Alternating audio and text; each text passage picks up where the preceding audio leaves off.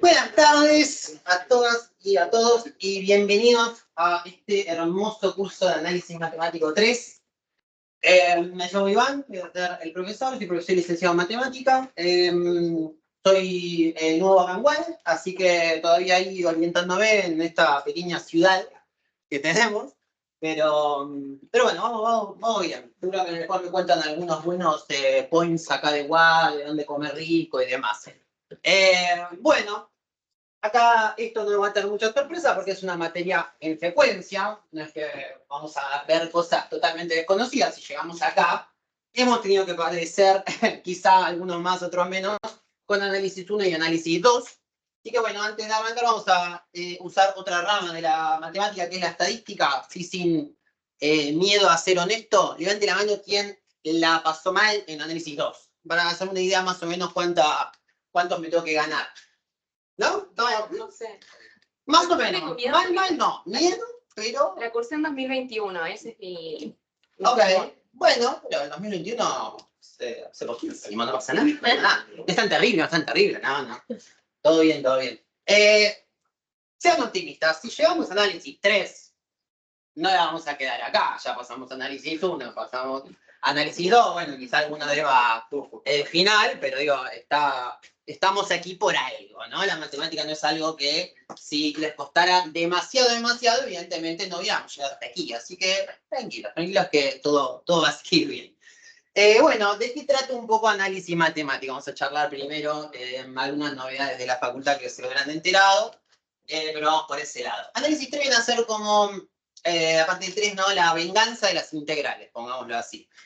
Ustedes vieron en el análisis 2 mucho de derivadas, muchas aplicaciones de la derivada, pero integrales, por lo que veo el programa, vieron hasta ahí. Integrales simples, quizá alguna aplicación, pero no resolvieron integrales de línea, integrales dobles, ni nada por el estilo. Este curso se va a dividir en dos partes. La primera parte es la venganza de las integrales, ¿no? Que va a ser el primer parcial, todo integrales en varias variables. Integrales múltiples, y después el segundo parcial todo va a estar dedicado al estudio de las ecuaciones diferenciales. ¿Ecuaciones diferenciales resolvieron algo en alguna materia antes? ¿Escucharon hablar en física? ¿Alguien sabe qué serán las ecuaciones diferenciales? ¿Qué opinan? Ecuaciones lineales tenían incógnitas lineales, las ecuaciones cuadráticas tenían, ¿no?, incógnitas cuadráticas, las trigonométricas, expresiones trigonométricas. ¿Qué será una ecuación con diferenciales? O sea, con dos variables. No necesariamente. ¿Qué son los diferenciales? ¿Con qué tienen que ver diferenciales? Aproximación, bueno, ¿qué más? Muy pequeñas. Bueno, y cuando hablamos de cosas muy pequeñas, justamente ¿para qué lo usamos? Para gran parte de análisis 2.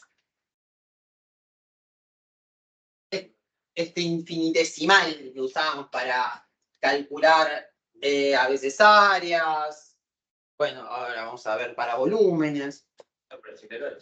Sí, o de derivadas también, ¿no? Que aparecían ahí. Entonces, ¿qué va a ser? Bueno, van a ser ecuaciones que van a tener diferenciales, lo que va a querer decir que dentro de la ecuación vamos a tener expresiones derivadas.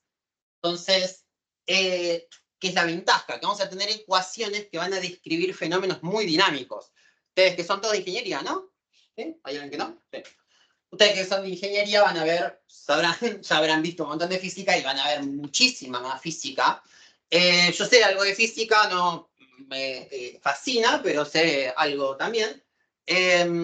Física tiene muchas aplicaciones que para modelizar fenómenos es importante en esa misma fórmula, en esa misma ecuación matemática que tenemos, tener tasas de cambio, ¿no? Recordemos que la derivada, al fin y al cabo, al principio la aprendemos un poco más, bueno, ingenuamente, ¿no? La versión más de secundario, más naive.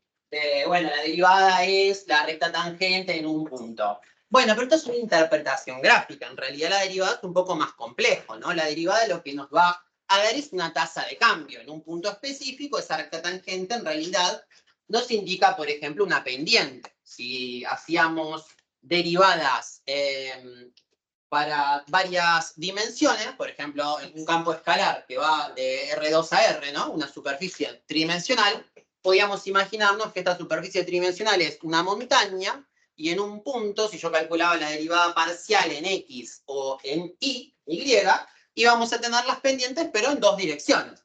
Y habrán visto después también derivadas direccionales donde buscábamos la pendiente en la dirección, bueno, que quisieran. Era fácil imaginarlo con la montañita, pero desde ya que ese campo escalar podría ser una representación de las variaciones de temperatura, variaciones eléctricas, variaciones de la variable que se les ocurra. Entonces, ¿qué es lo que vamos a tener? Tasas de cambio dentro de las mismas ecuaciones. Bueno, eso va a ser para el segundo parcial, pero un poco para adelantárselos. Ya está el cronograma armado con respecto a los parciales. Esto igual lo voy a escribir acá un poco más grande. Después está en la diapositiva, pero para el que no se lo quiera anotar, en la agenda el primer parcial va a ser el 3 de mayo.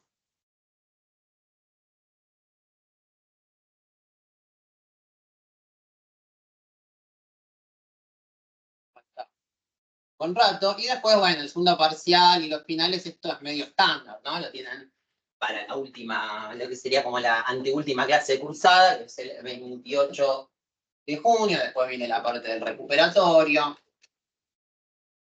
Eso ya hablaremos más adelante. Así no nos abrumamos antes de tiempo. Porque ya es en julio, ¿no? 5 de 7 y el final que nos cae ahí nos quedó un lindo hueco entre el recuperatorio y el final, el 19 del 7. Para los que den el instancia. Es una materia de régimen por promoción, pero este año, no sé si lo vieron en el mail, yo arranqué recién este año, pero me contaron que el año pasado no era así.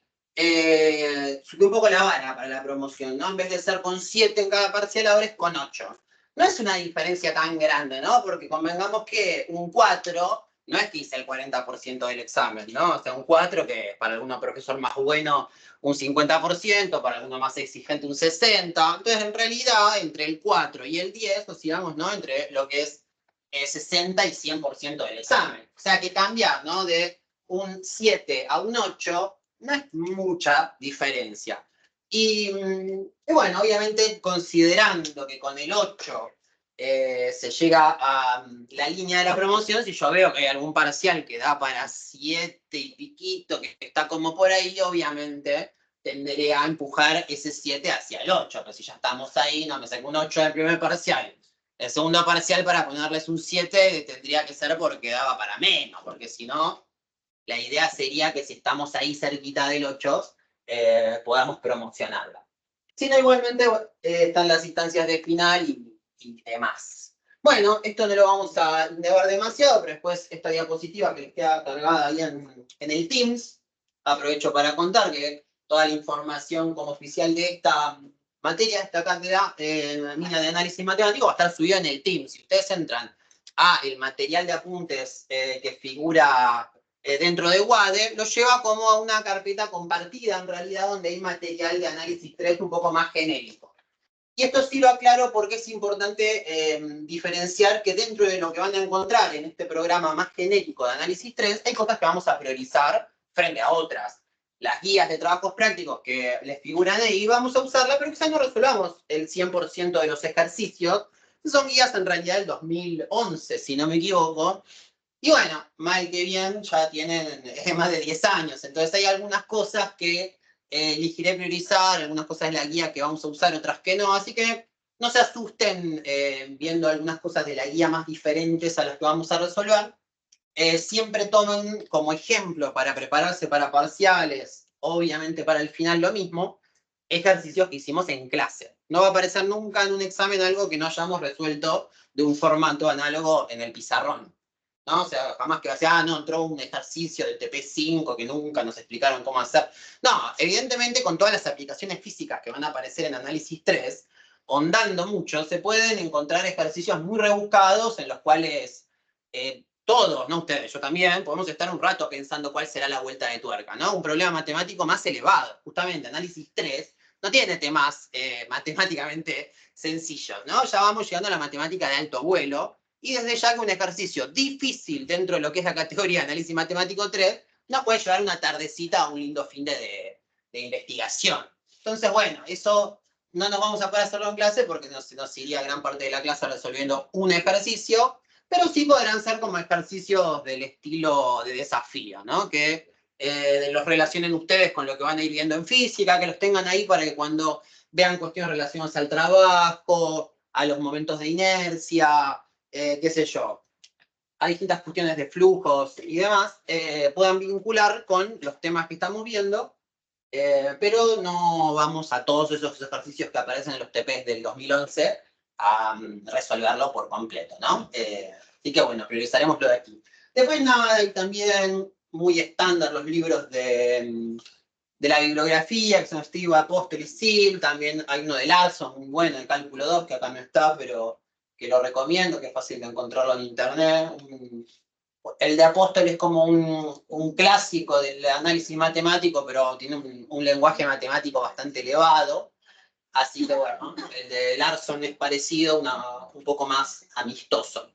Bueno, esto sí, después les muestro la parte teórica y todo, pero lo vamos a minimizar porque me ocupa la mayoría del pizarrón.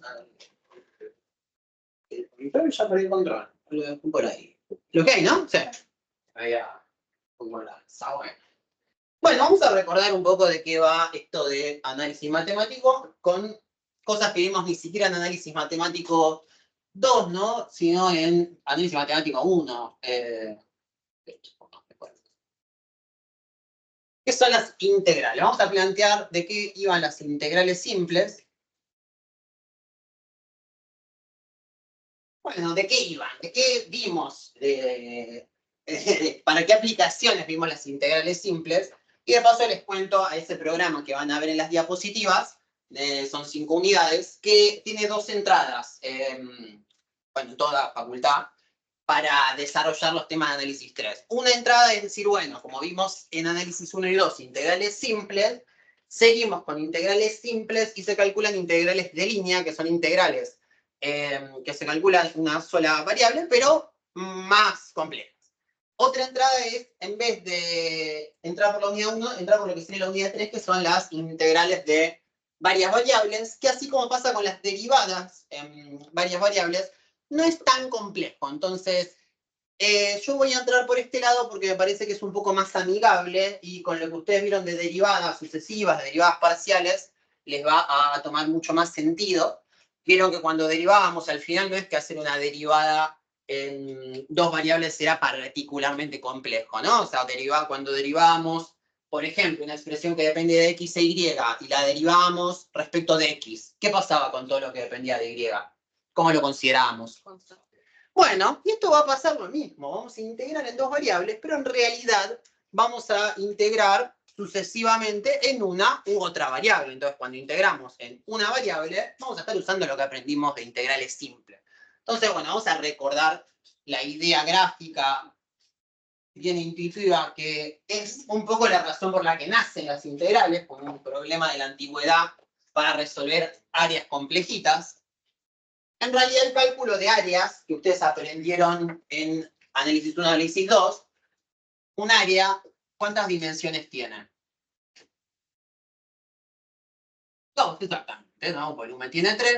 Entonces, una integral simple de una sola variable que me dé un área es medio raro. Y es que en realidad, la integral simple que nos daba ese área en la materia pasada, nos está dando el valor numérico equivalente al área. Ahora, metiéndonos un poco más, ¿no? Con la parte física, donde las unidades se importan, ¿no? Que a veces los matemáticos no le damos tanta bolilla a las unidades, bueno, pero están y son importantes, evidentemente, sobre todo para ustedes que van a ser futuros y futuras ingenieros. Entonces, ahí hay un problema de unidades, ¿no? Estábamos integrando, ¿no? Respecto de la variable x, ¿no? Y esa integral simple en realidad escondía las 2 dimensiones que vamos a aprender esta clase a escribir como integral doble.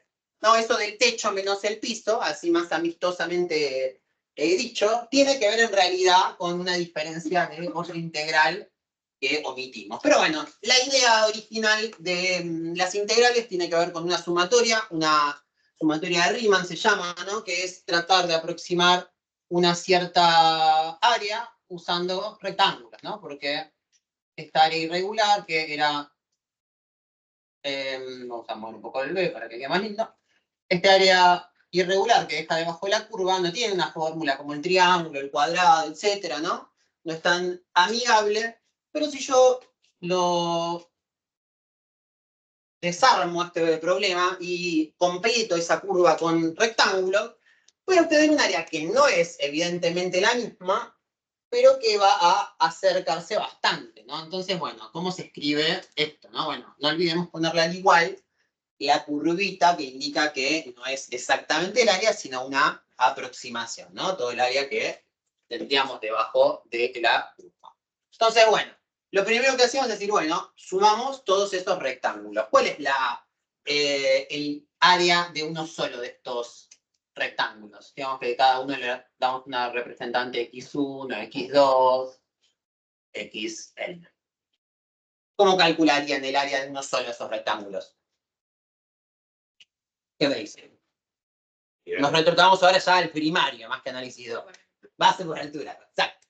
Entonces, la base es ese ancho que le doy a cada rectángulo. Bueno, ¿y qué va a ser ese ancho? Bueno, depende de qué tantos rectángulos tenga. En ese sentido, vamos a esta distancia definirla como delta x. ¿No? La distancia x. ¿Y después qué va a estar la altura? ¿Cómo puedo calcular la altura de uno de estos rectángulos?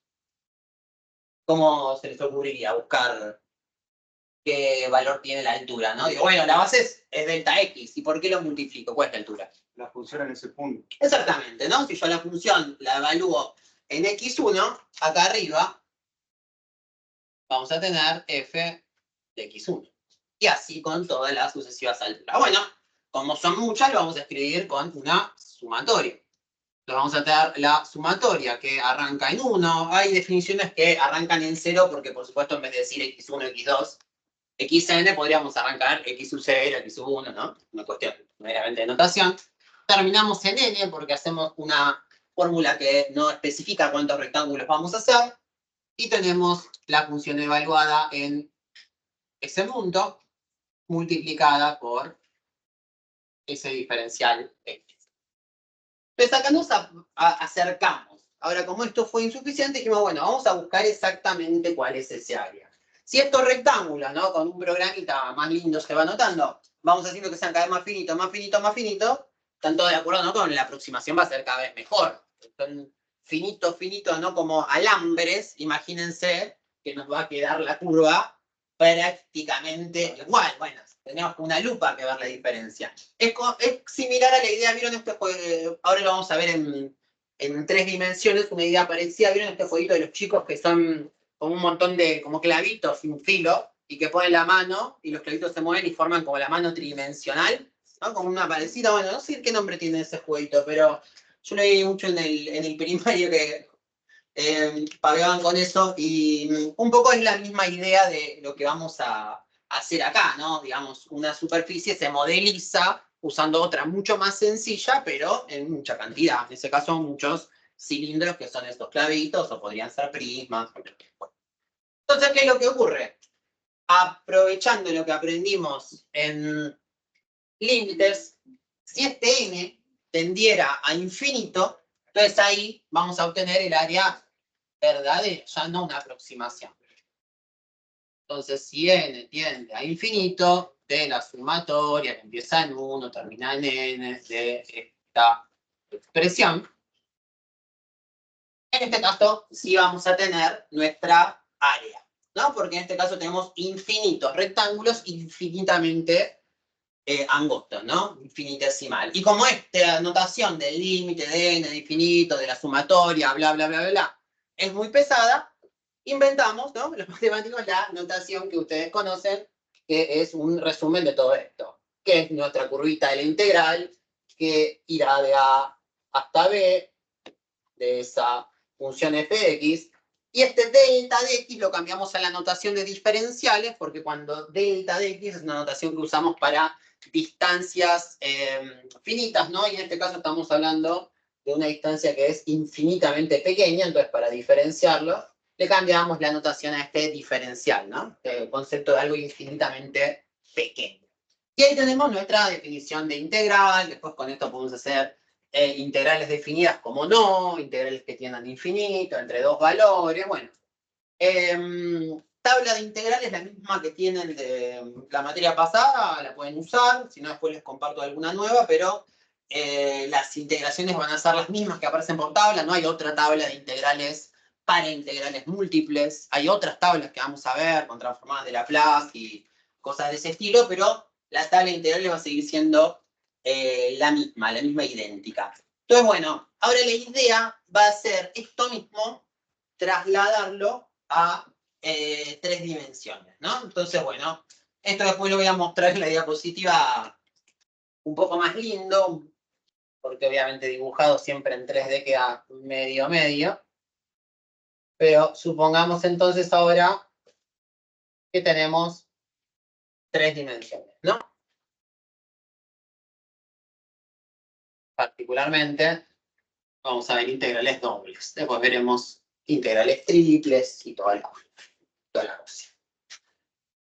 Bueno, siempre que hacemos una gráfica de algo en 3 dimensiones, usábamos, bueno, no sé si se acordarán o si esto le daban mucha importancia en la materia anterior, pero una cierta escala para el eje Y y para el eje Z, y para el eje X, que vendría a ser como el que está en perspectiva, le damos una escala distinta, ¿no? Más consecutiva, para que mi dibujo, cono, paraboloide, lo que querramos dibujar, sea más parecido a lo que sería en realidad. Porque esto en realidad, este eje X vendría a estar viniendo para adelante. En realidad, ¿no? Si lo pensamos, podría ser como un eje que viene para acá. Le damos un ángulo de inclinación para poder verlo el eje. Si no, ni siquiera lo veríamos dibujándolo en papel. Si miramos un dibujo de GeoGebra, ¿no? Desde uno de los ejes, siempre vamos a ver la proyección de un plano, ¿no? Que tenemos el plano XY, el plano XZ, el plano YZ. ¿Se acuerdan de campos escalares, planos, cuádricas, todo eso? Ahora igual hacemos ahí un repasito rápido para ver que sepan, porque necesitamos saber planos, poder graficarlos. Bueno, no tanto graficar, pero sí poder interpretarlos, saber si va a tener un área volumen positivo, negativo, en fin. Entonces, bueno, vamos a imaginarnos una sección de superficie. Está por acá. Un pedazo de esfera, un pedazo de paraboloide, bueno, cualquier cosa sea. Ahora vamos a imaginarnos que esta superficie la proyectamos sobre el plano XY. ¿Vieron cuando buscaban el dominio de un campo escalar? Que en realidad no hacían tanto gráficas en 3D. ¿Qué terminaban haciendo? Graficaban en 2D el dominio. Que si después en GeoGebra mirábamos ese campo escalar desde arriba, no sé si hicieron mucho esta tarea, pero está buena para entenderlo, ahí aparecía proyectado ese campo sobre el piso. Si yo miro desde arriba un campo escalar, veo su dominio como si fuera proyectado como una sombra en el piso. Bueno, vamos a pensar la misma idea, ¿no? Este campo lo vamos a proyectar, inicialmente para que sea más sencillito, en una región cuadrada o rectangular. Esto es un cuadrado, ¿no? De un paralelogramo, ¿no? Pero en realidad estamos en perspectiva, ¿no? Eso sería como una baldosa cuadrada en el piso, pero paralela al X, paralela al Y. Entonces, bueno, la idea es, como decía, este jueguito para chicos, con los clavitos, pero con prisma. En vez de completar el área con rectángulos, para poder aproximar el volumen debajo de una curva, ¿no? El volumen que hay entre la curva y el piso, vamos a imaginarnos que rellenamos toda esta superficie que tenemos acá de piso, que irá, vamos a extenderlo un poco más, entre A y B, y en este caso, entre C y D. Vamos a completarla ahora con el equivalente a los rectángulos, pero en 3 dimensiones. Prismas rectangulares. No, bueno, no voy a hacer muchos, no voy a hacer todos, pero para que se entienda la idea, hago algunos, ¿no? Imagínense que yo acá, debajo de esta curva, hago un prisma, ¿no? Entonces voy a empezar a llenar toda esta curva, ¿no? Toda la parte de abajo de la curva de prismas, ¿no? Prismas.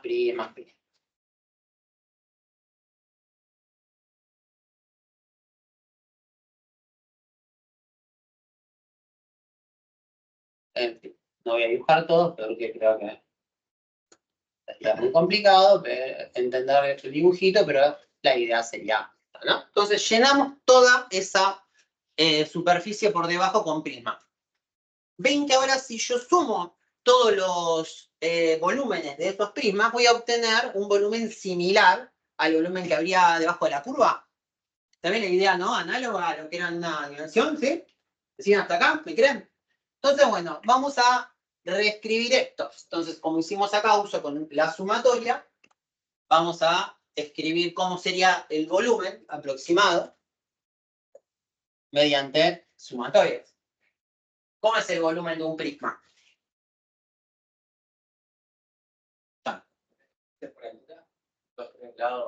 Las tres coordenadas, ¿no? Lo que tenemos de ancho, ¿no? De profundidad, de alto, claro, X por Y por Z. En este caso, entonces, vamos a establecer, como hicimos antes, algunas ideas, ¿no? Vamos a decir, bueno, este prisma en particular de acá lo vamos a tomar como ejemplo importante y diremos, bueno, cada uno de estos prismas va a tener una distancia en X, un delta X, pero también ahora lo va a tener una medida en Y. Ahí tenemos la base. Delta X por delta Y me da la base. Y la base de cualquier figura de forma de prisma, un cilindro o cualquiera irregular, es esa base por la altura directamente. Y ahora la altura, ¿qué va a ser? ¿Cómo sabemos la altura? ¿No? Acá de vuelta, podemos decir, bueno, tengo un punto en el medio de este prisma, que lo vamos a llamar X sub 1 y sub 1. Entonces, ¿están de acuerdo que así como hacíamos en una variable, si yo evalúo ese punto de dos coordenadas en el campo escalar que tenemos acá, ¿no? Que este campo de acá, que será z igual a f de xy, si yo lo evalúo en los puntos x1 y y1, me va a dar la altura. Me va a dar ese puntito que está acá arriba,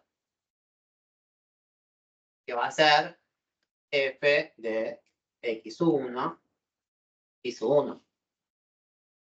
Entonces, a ver, me siguen con que un solo prisma va a tener el siguiente volumen.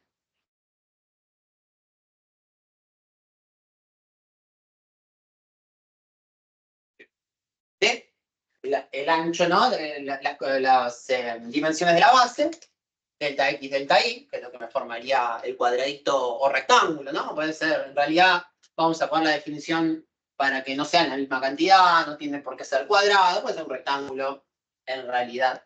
Pero la medida en X, la medida en Y la función evaluada. Ahora, como tenemos X sub Y, si queremos hacer esta definición para que no haya la misma cantidad de prismas de ancho que de largo, en realidad, más que sub Y, vamos a decir sub J. ¿Cómo? Poner dos motorias en el... Exactamente, porque si no, podríamos hacer alguna definición de volumen muy específica, donde fuera simétrico X con Y. Y bueno, nosotros podríamos querer calcular un volumen de algo muy angosto, que evidentemente no nos va a convenir hacer la misma cantidad de ancho que de alto. Entonces, bueno, vamos a tener dos sumatorias. Vamos a decir, bueno, Y arranca en 1, J arranca en 1, y termina en N, y el otro termina en M. También porque podemos tener distinta cantidad de cada uno.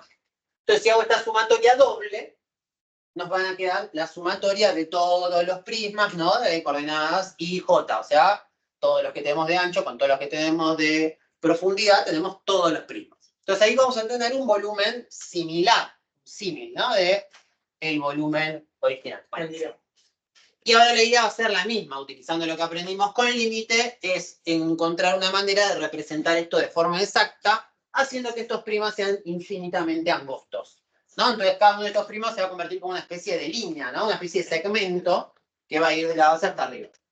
¿Pregunta? Sí. Perdí un poco con la J. ¿Con la? J. Ah, bueno, J lo ponemos así como la símbolo de sumatoria. Acá poníamos un I para hacer que este X sub I fuera variando en X sub 1, X sub 2, X sub 3, X sub 4, así hasta N. Acá necesitamos meter dos sumatorias porque va a haber una cantidad de puntos en X, ¿no? Este P que está acá, uno que está al lado, uno que está al lado, pero después también de profundidad. Entonces, y, este valor de y, lo asociamos a la sumatoria de los valores de x, y este j lo asociamos a la sumatoria de los valores de y. Entonces, para de esa manera poder contemplar todos los que sumas en x y todos los que sumas en y. Para ir abarcando diferentes números. Exacto. Porque si no sería la misma cantidad de prismas de ancho o de profundidad en x que en y. Y la idea no es esa. Si bien ahora lo vamos a generalizar al infinito, la realidad es que no tendrían por qué ser igual. Se podría escribir una definición en realidad con j con i igualando también la y con el i, como considerando que es la misma cantidad de cada uno, pero es un poco más incompleta. También aproxima el área, pero bueno, así de notación somos un poco más prolijos, le ponemos ij. Y ahora la idea es que vamos a hacer un límite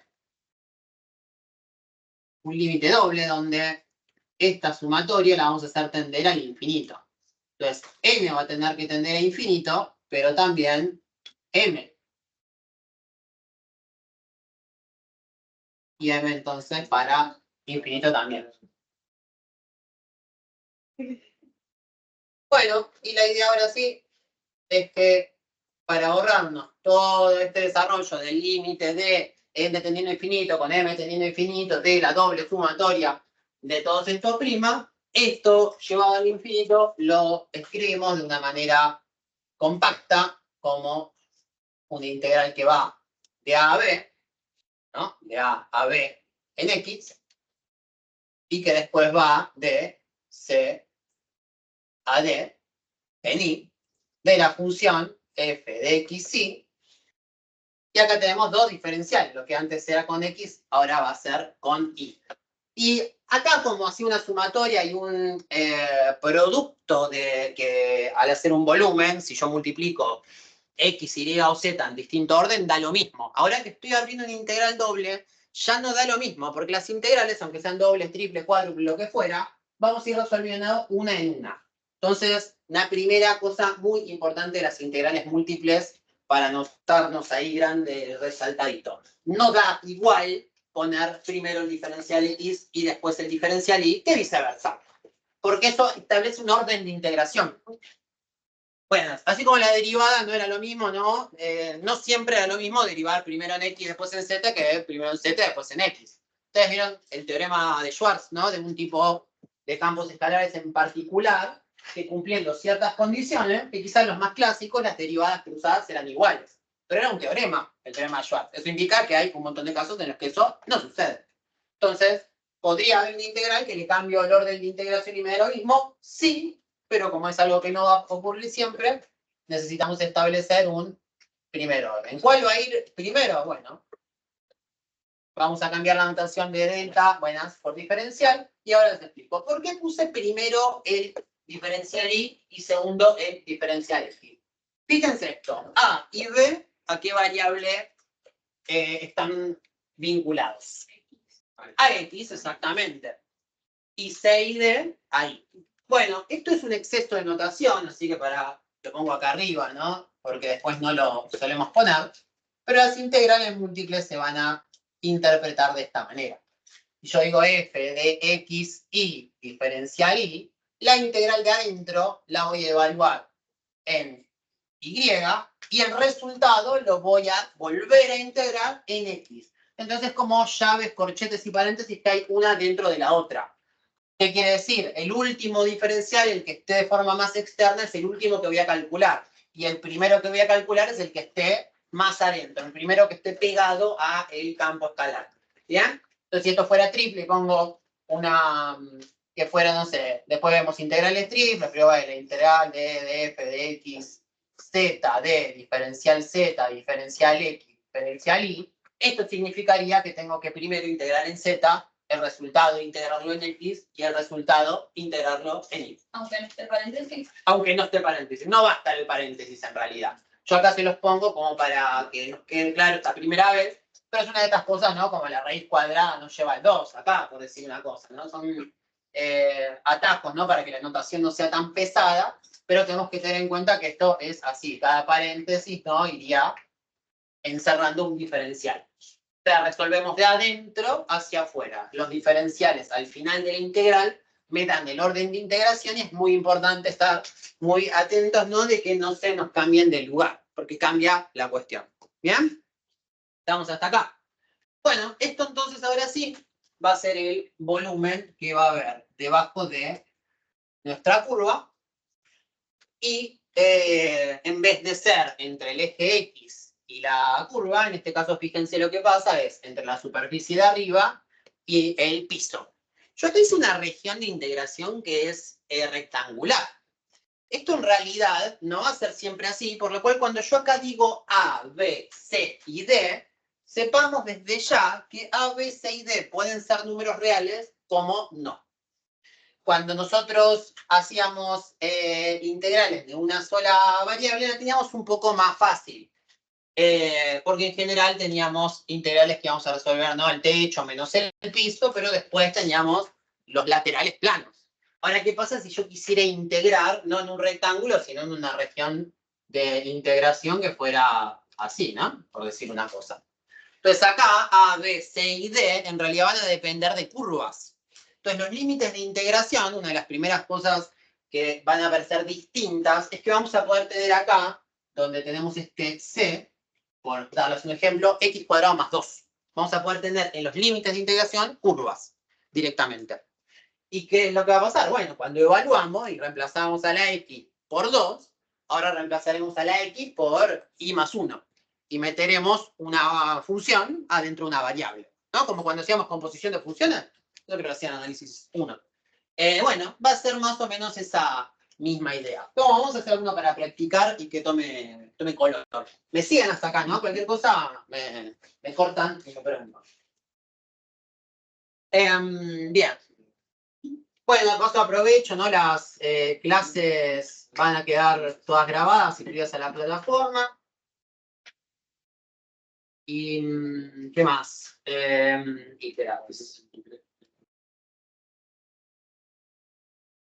Bueno, más o menos por lo que me contaron, la tolerancia ahora es la primera semana, pero para organizarnos más o menos, de las llegadas tardes es como media hora, ¿no? Que yo creo que sí, en todas las materias es lo mismo, ¿no? Así que bueno, esta primera semana tomo asistencia un poco más tarde porque estamos todos encontrando el aula y nuestro rumbo en la vida. Pero después, a partir de la semana que viene, sí sepan que después de media hora que más o menos tomaré lista y se computa media falta, obviamente, ¿no? Si llegamos más tarde. Vamos a empezar con ejemplos un poco más amigables, donde vamos a agarrar un campo escalar y vamos a integrarlo en una integral simple, pero con una de las variables. Entonces vamos a imaginarnos que tenemos el siguiente campo escalar. Vamos a arrancar con algo bien sencillo. Tenemos el campo escalar x cuadrado por y. Entonces, antes de saltar a una integral doble, podríamos resolver ese campo escalar e integrarlo con una u otra variable. Entonces, ¿qué podemos plantearnos? Nos podríamos plantear la integral de x cuadrado y según x, y nos podríamos plantear la integral de x cuadrado y según y.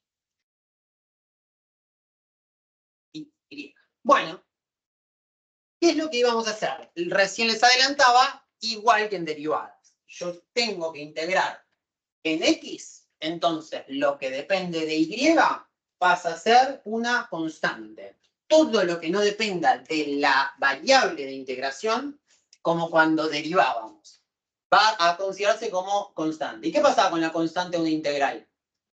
La podíamos sacar. O sea que en realidad yo podría escribir esto, aunque parezca raro sacar una letra, como y por la integral de x cuadrado de x. ¿Y cuál es la integral de x cuadrado?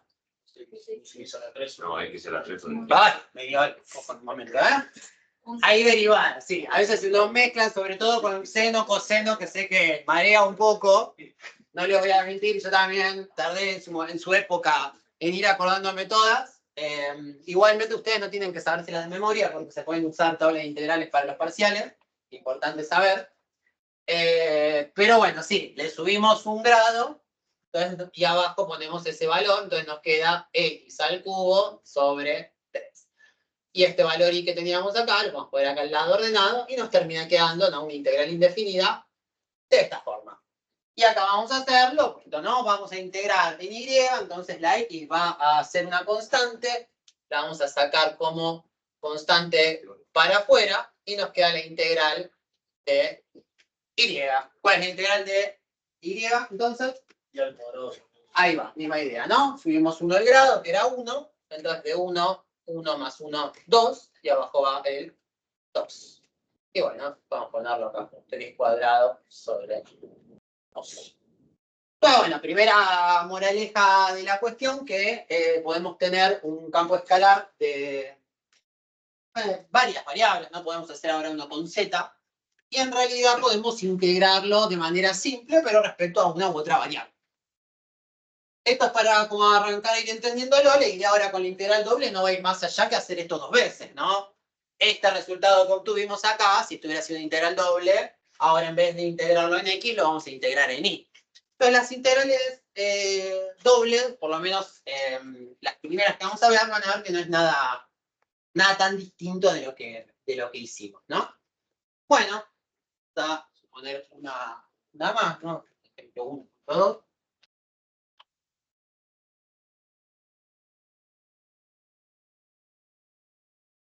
Los que están atrás, miren la parte de esta última que puse, porque en el otro aula, ¿qué? Esta aula está buena porque no es tan profunda, la verdad. Tengo otro curso de análisis 3 que es los lunes a la noche, y es una de esas aulas muy profundas que hay, y la verdad tengo que escribir todo gigante y odio. Bueno, imaginémonos que tenemos X.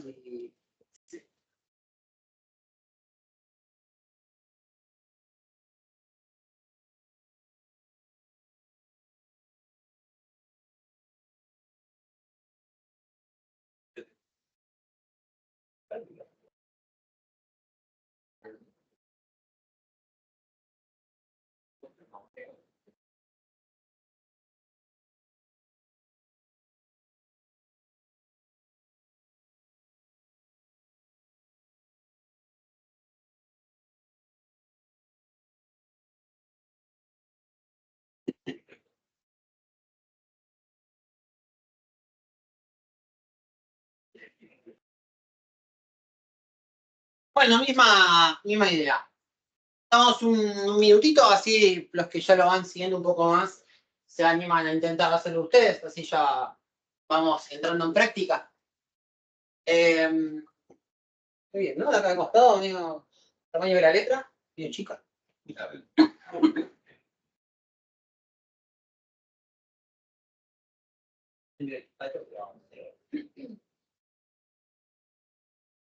Podría hacer aprenditas. Voy a intentar, sí, voy a intentar.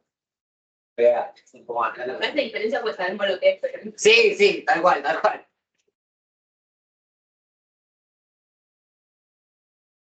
Para análisis 3 siempre es una materia complicada porque tienes que jugar tantos simbolitos que lo haces grande.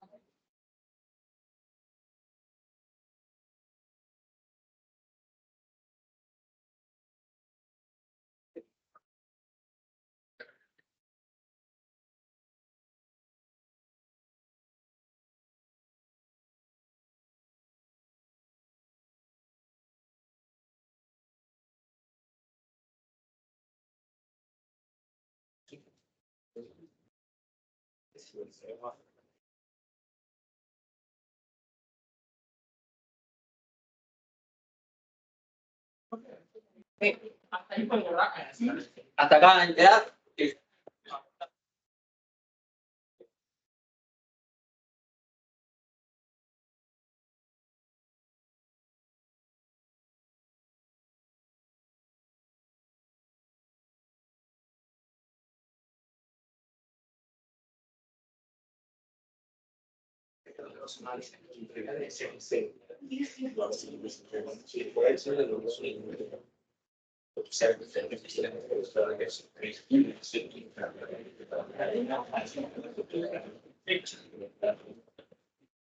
No, igual es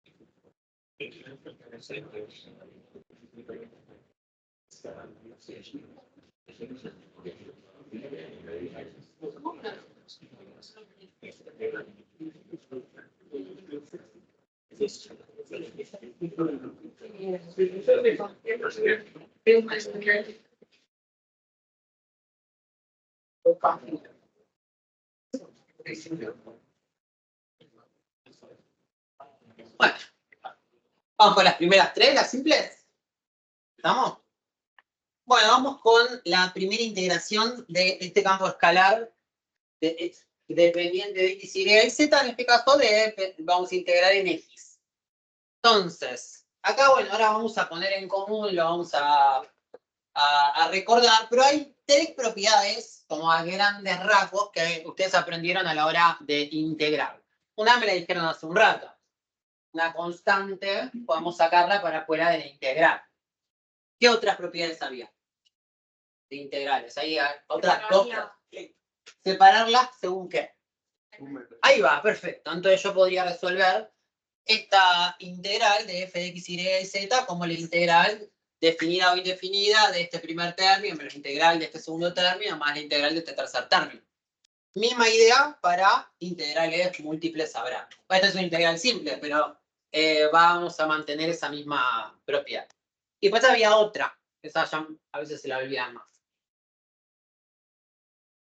¿Se acuerdan la tercera propiedad sí que había? A gran rasgo de integral. De A, B, había un punto C.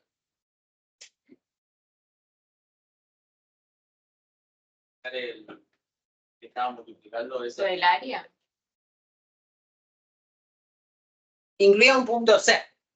Era una propiedad que nos decía que la integral de A a B la podíamos dividir, si queríamos, en la integral de A a C y de C a B, siempre y cuando fuera continua la función, obviamente, de A a B y C perteneciera, ¿no?, a ese intervalo de A a B.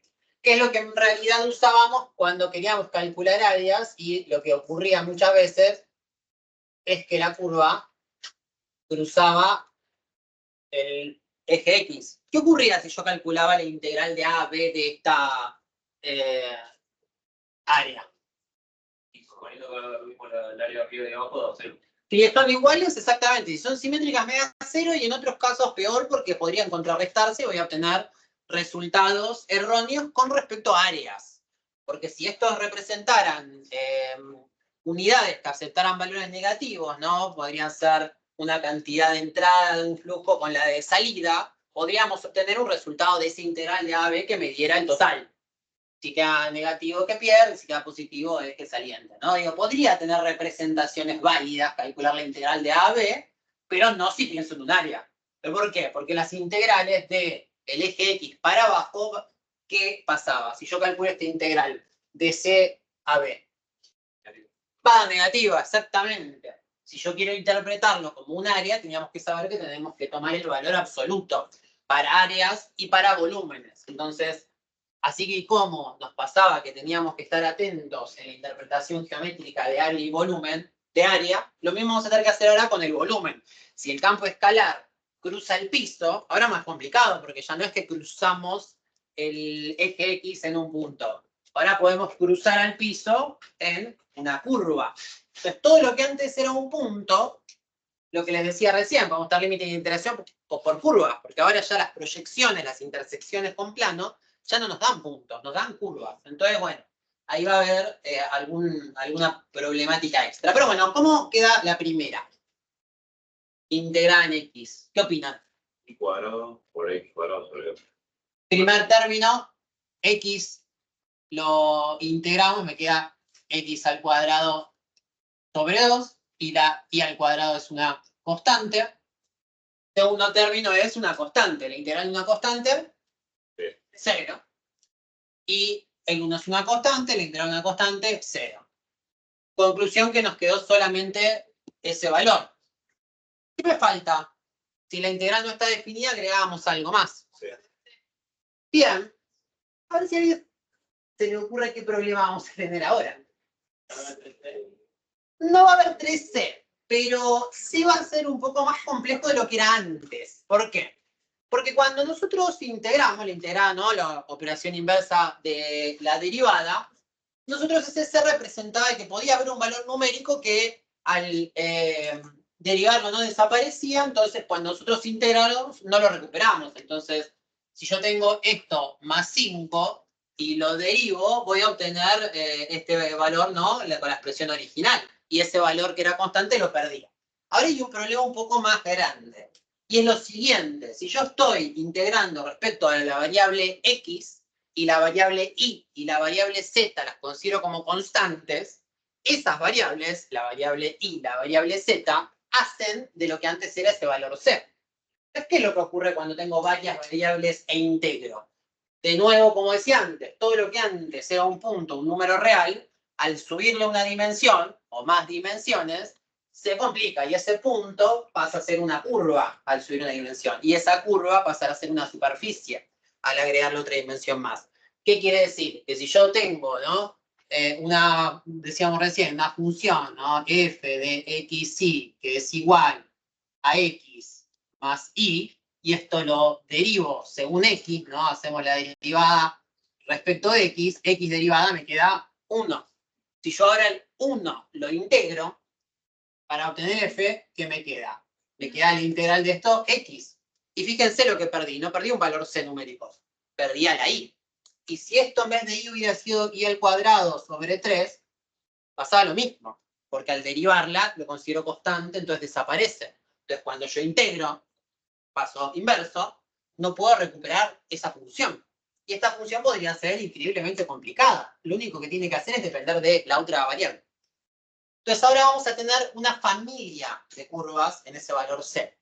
Si es una integral que depende de dos variables, un campo escalar de dos variables, como veíamos acá, en este punto, que decíamos, bueno, integramos respecto a la variable X, podía pasar que hubiera una familia de curvas dependientes de la variable Y, que desapareció. Como dice acá, cualquiera que se les ocurra, si depende estrictamente de Y, al derivarla, desaparece. Entonces acá no la estoy recuperando. Entonces, ¿qué es lo que nos faltaba agregar? Bueno, en vez de C, para conservar la notación de C, vamos a decir C de I. ¿Qué quiere decir? Una función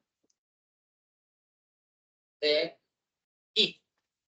Y acá vamos a tener una función de X.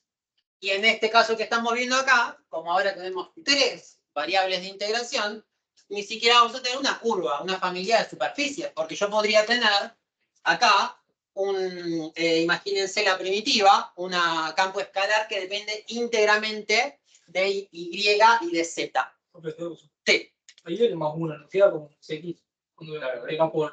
Vale, Tenés que ir eso es lo que no me decía. Que tenemos que poner menos coseno de z por x más x. ¿Qué cosa? Ah, Pero sí, bajó. no lo habíamos terminado esto en realidad. Yo me fui con lo de la variable C y no terminamos esto todavía. La derivada del coseno de z es 0, la derivada del 1 es 0, después toda constante integrada, ¿qué es? Se multiplica por la variable. Si yo integro en x, voy a agregarle una x. Pero como bien dice el compañero, acá todavía nos falta coseno de z en x y 1 por xx. Nos estamos terminando el ejercicio. Bueno, y lo que decía recién, en lo que estábamos un poco divagando, y ahora podría haber en este campo escalar que obtuvimos una predecesora que dependiera íntegramente de y y de z. Entonces, si yo derivo algo que depende de y y de z, ¿no? Entonces, imaginemos de vuelta un caso de este estilo. Yo tengo x, y y z, ¿no? Y tengo que esto es, bueno, x más el coseno de z sobre y al cuadrado menos z. Si yo este campo lo derivo en relación a x, ¿qué es lo que sucede con todo este término? Es una constante derivada de constante 0. Entonces ahí viene la cuestión, que ahora a este integral, ahora sí que la terminamos, nos faltaría un C, pero un C que en realidad es una familia de campos que dependen de las variables que faltan. En este caso, fíjense, le pongo un poco de colorcito, acá estamos integrando en X, y nos queda y z como constantes, y eso es lo que implica que nuestro c esté asociado a constantes. Esto nos pasa en las integrales, por supuesto, que son indefinidas. Poco las definimos, no aparecía este c porque evaluábamos directamente y obteníamos el valor numérico. Entonces, bueno, con la misma lógica, completamos ahora sí, un poco más rápido la que nos falta. Vamos a integrar la expresión del primer término respecto a y, entonces nos va a quedar x y al cubo sobre 3. ¿Están de acuerdo? Tuvimos un grado a la y abajo mismo número. De vuelta, coseno de z es una constante, entonces nos quedará coseno de z y el 1 será y. Y en este caso se nos va a formar una familia de curvas que va a depender de x y z, que son las variables que acá hacen de constante. En este caso, x y z. Bueno, que ayuda a ver lo que ocurre.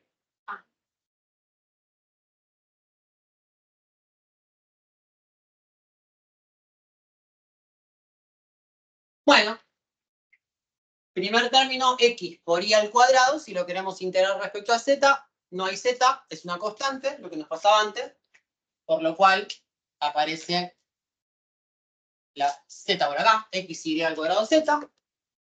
Acá sí tenemos un término que depende de z, y paso si practicamos alguna otra integral distinta. ¿Cuál es la integral del coseno?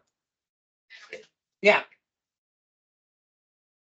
Nos queda con el mismo signo, ¿no? Como era menos, mantiene el menos. La integral del seno es menos coseno, y en las derivadas era al revés. La derivada del coseno es menos seno. Esto a veces es un poco marea, pero bueno, igualmente con las tablitas que tienen pueden tapar. Bueno, y el 1, fíjense lo mismo, que es constante siempre, en este caso hace que parezca una z, y por último, una familia que depende ahora de y y de x e y.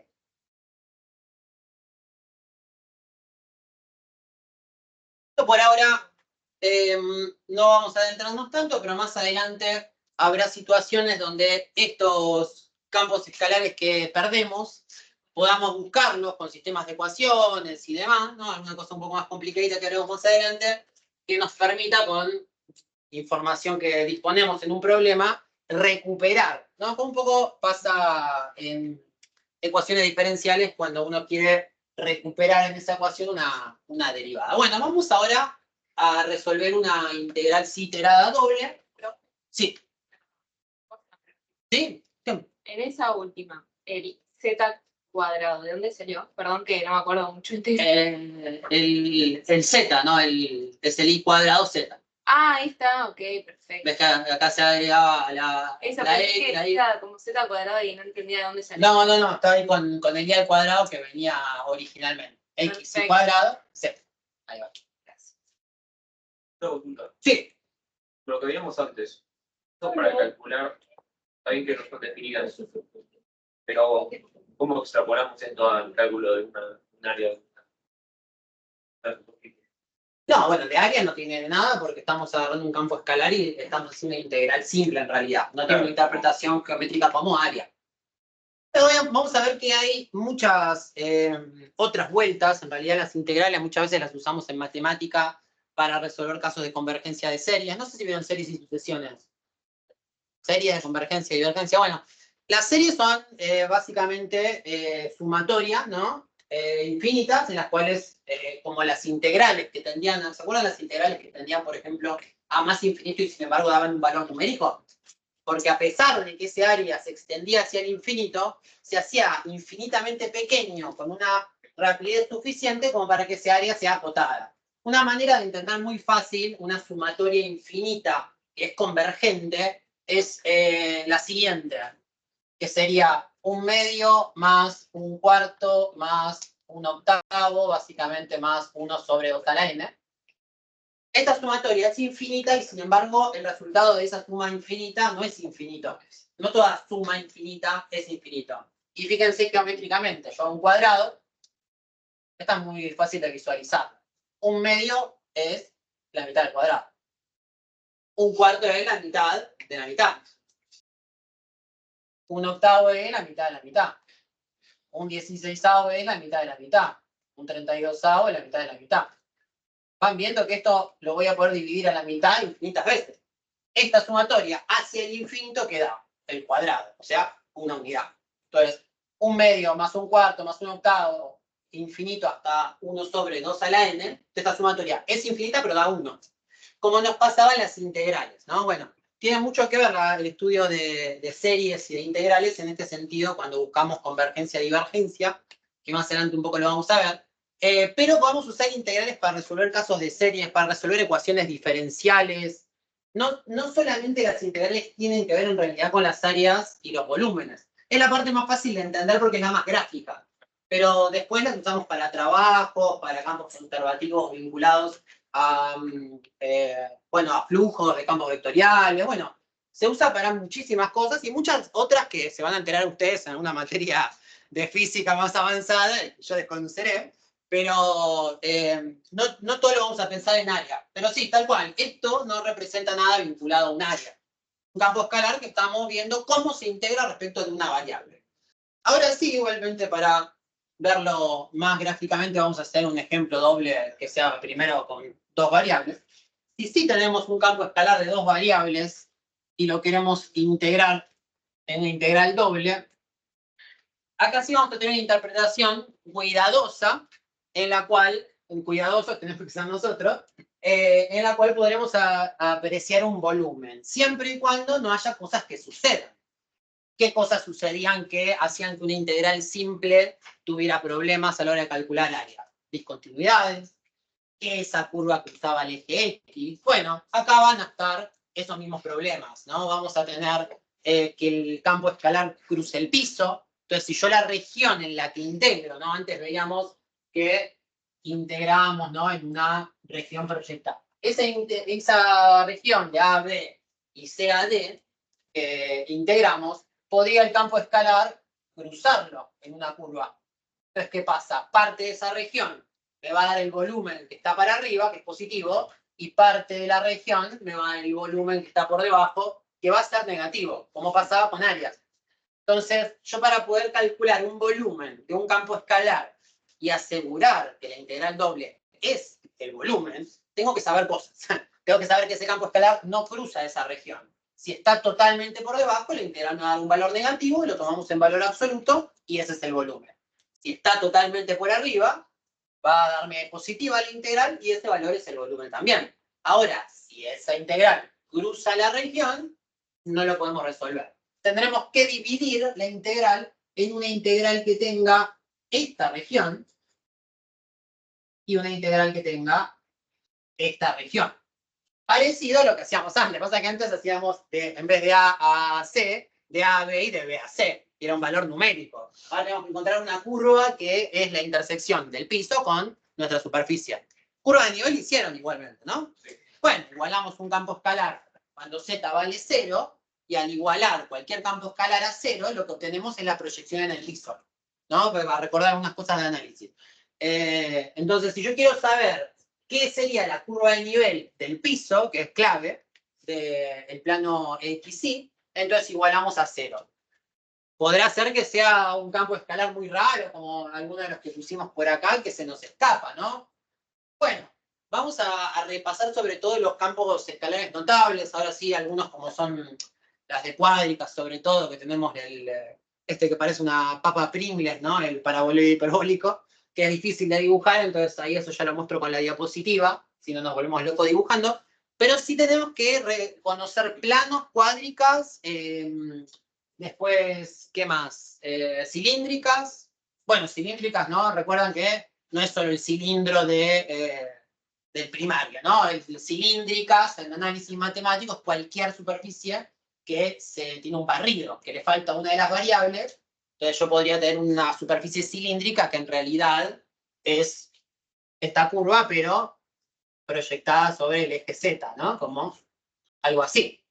No tiene que ser un cilindro, cuando hablamos de cilíndricas en análisis, no es el cilindro con base de circunferencia, no.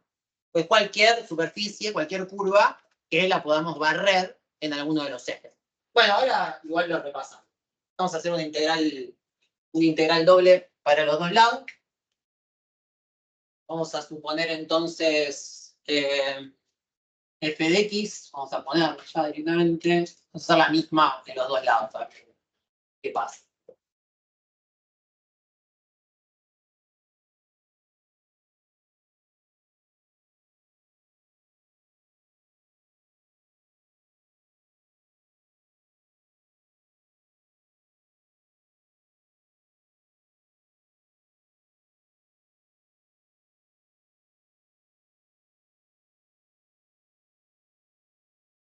Bueno, supongamos este campo escalar, x cuarta por y, coseno de x por y, y en este caso vamos a poner los diferenciales en este orden. Primero x, después y.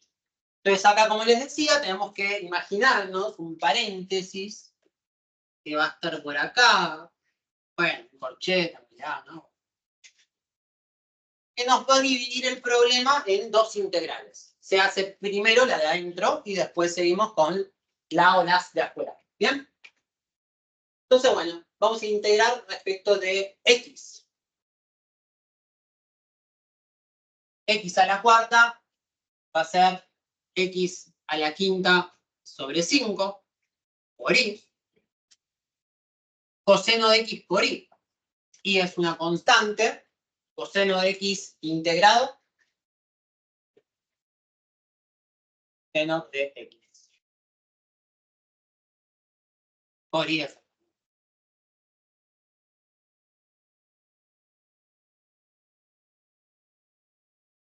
Y fíjense que ahora integramos la parte de adentro respecto de x y nos queda por delante integrar la parte de y. Acá se podría agregar ese c de y, una curva que depende de y, pero no lo hacemos porque nos va a terminar quedando al final de todas formas. Si yo acá dijera, bueno, a esto le sumo una cierta campo, una cierta función que depende de y, después a la hora de integrarla, la integral de una función en y me va a dar otra función en y. Se va a convertir en x. O sea que va a terminar quedando, ese c de y va a terminar quedando c de y al final. Profe, Sí. una pregunta.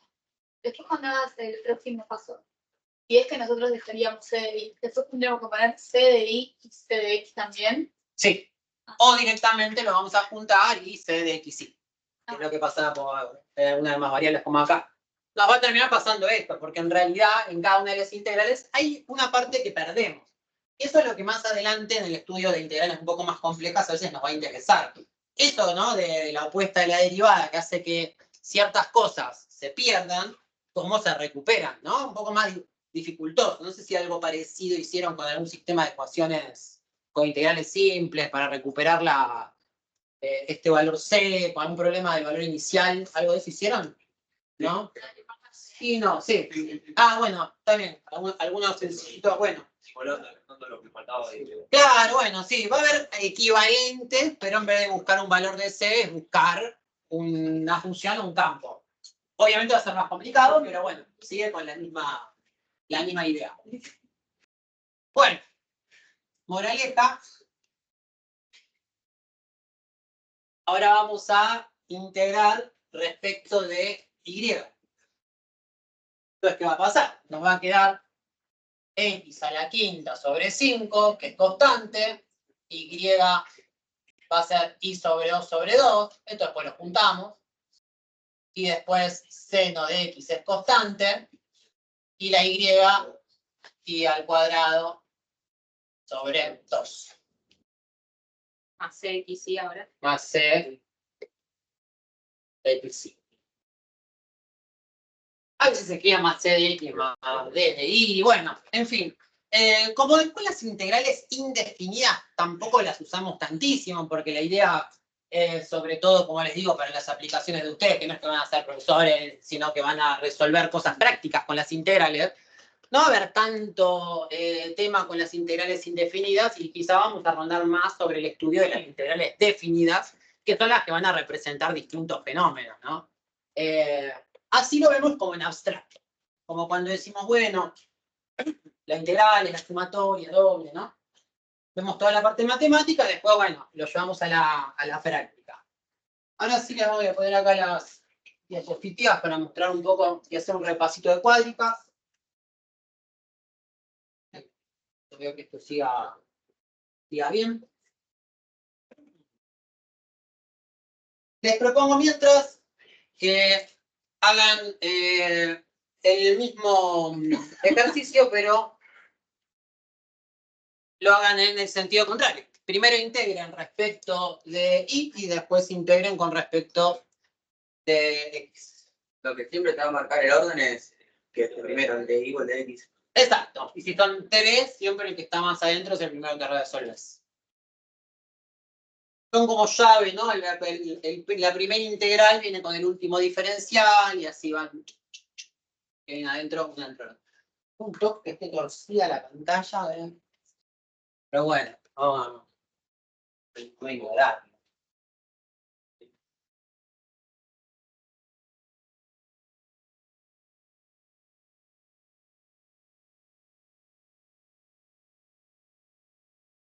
Bueno, fíjense lo que les decía, ¿no? Un poco más gráficamente más lindo. Cuando hablamos de superficies cilíndricas, en análisis nos referimos ya fuera del cilindro clásico a este tipo de superficie.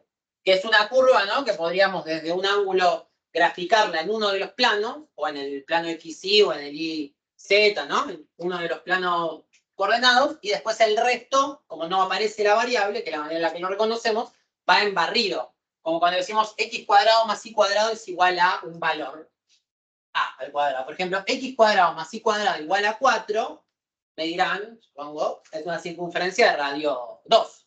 Ahora, si eso lo represento tridimensionalmente, también es una superficie. Bidimensionalmente y tridimensionalmente es la misma ecuación. X cuadrado más y cuadrado igual a 4. En 2 dimensiones una circunferencia, en 3 dimensiones va a ser un cilindro. Y lo mismo me va a pasar si me falta una de las variables. La variable que falta genera el barrido. Fíjense que acá x cuadrado más y cuadrado igual a al cuadrado es lo que me da la proyección en el piso, en el plano XY, que es el que aparece. Y después, en la variable que no aparece, que es el z, se genera el barrido. Acá, por ejemplo, que tengo esta curva, tengo una curva del tipo x al cubo, pero en este caso la tengo sobre, bueno, queda chiquito, pero sobre el eje x y el z. En este campo no aparece la Y, entonces esa curva se va a barrer sobre el eje que me falta. Bueno, y esta debe ser un seno o coseno que de forma análoga también está corrido. Podrían aparecer más complicados superficies cilíndricas como esta, donde aparece la X, la Y y la Z, pero sin embargo terminan teniendo algún corrimiento que genera que esté esa superficie cilíndrica con un ángulo de inclinación. Un poco más difíciles de reconocer, pero ahí están. Bueno, estas son las que me refería que no me voy a poder dibujar porque nos volvemos medio locos. Que son que el elipsoide, ¿no? Bueno, acá tenemos el elipsoide. ¿Se acuerdan algo de esto? De cómo reconocíamos las distintas cuádricas. Lo paso medio rapidito, pero esto es importante tenerlo en cuenta. ¿Mm? Sí, no, por eso se lo dejo en la diapositiva porque uno se olvida estas cosas. Básicamente las cuádricas, si son lineales, eso lo puse en otra diapositiva que después se las muestro, pero eso lo podemos graficar y hacerlo nosotros, los planos, ¿no? Pero bueno, básicamente un plano nos va a... lo vamos a poder reconocer porque van a aparecer las variables X, Y y Z de forma lineal, pueden ser positivas como negativas los coeficientes y pueden no aparecer una o dos variables. Lo único que no sería un plano es que no aparezcan ninguna de las tres variables. 0 igual a 0, que es todo el espacio. 0 igual a 0, que es una afirmación. O 0 igual a 1, que es una contradicción y es el vacío. O sea, o el vacío o el espacio. Pero si hay una sola variable, X igual a 1, es un plano. Z igual a 2, es un plano. X más menos Z, o menos 2Z igual a 3, es un plano. Y si aparecen todas, X, Y, Z, con sus coeficientes igualados a un número, también es un plano. Todo eso es un plano. Que es cuando el equivalente a la lineal, a lo que era antes una recta lineal. Ahora, las cuádricas tienen que ver con que aparece algún término al cuadrado. La fórmula general es un plomo, porque aparecen muchas letras y no representa nada. A al cuadrado más B al cuadrado, A por X al cuadrado, B por Y al cuadrado, C por Z al cuadrado, D por X, E por Y, F por Z, ¿no? Todos los términos X, Y y Z cuadráticos y X, Y y Z lineales y el término independiente, G. Entonces, bueno, nada, todo esto así largo, el problema de la fórmula general, no sé si se acuerdan, es que no me dan información gráfica. Ustedes lo que más habrán visto son estas fórmulas que son las canónicas, que son las fórmulas que me dan datos de la gráfica. Entonces, en este caso, si aparecen las tres variables al cuadrado y las tres variables son positivas, ¿no? X cuadrado, Y cuadrado, Z cuadrado, todas más, con sus distintos coeficientes cada una, tenemos una elipsoide. En el caso particular que A, B y C son iguales, es una esfera, ¿no? Que en ese caso, como A, B y C van a ser el mismo número, lo sacamos como factor común y lo pasamos para el otro lado, y es más habitual decir X cuadrado más Y cuadrado más Z cuadrado igual a 4, una esfera de radio 2. ¿Sí? Ahí se acuerdan bien. Bueno, podría pasar lo mismo, que podamos igualar a 1, cada uno con su coeficiente, pero que una de esos variables fuera negativa. En este caso la Z. Vamos a bajar un poco que me quede cortado, pero en estos casos tenemos hiperboloides. Si uno de las variables es negativa, es un hiperboloide de una hoja. Si dos de las variables son negativas, un hiperboloide de dos hojas. Y lo importante acá es reconocer qué es lo que pasa con la curva. ¿Vieron superficie de revolución? Sí. ¿Sí? Bien. Bueno, estas son superficies de revolución, tanto el elipsoide, ¿no?, como el hiperboloide. En realidad lo que hay son hipérbolas que si las giramos alrededor del eje Z hacen esta estructura que es un hiperboloide, ¿no? Imagínense, tanto sea como con las trazas que se generan con el plano XY, como las trazas que se generan con el plano YZ, ¿no? Que acá aparece una por acá, una por allá, o la del frente y la de atrás, ¿no? Con cualquiera de esas hipérbolas, si yo las giro, y esta hiperboloide es A, B y C iguales, voy a tener un hiperboloide de una hoja que va a tener circunferencia. Si estos valores son distintos, me van a aparecer elipses, ¿no?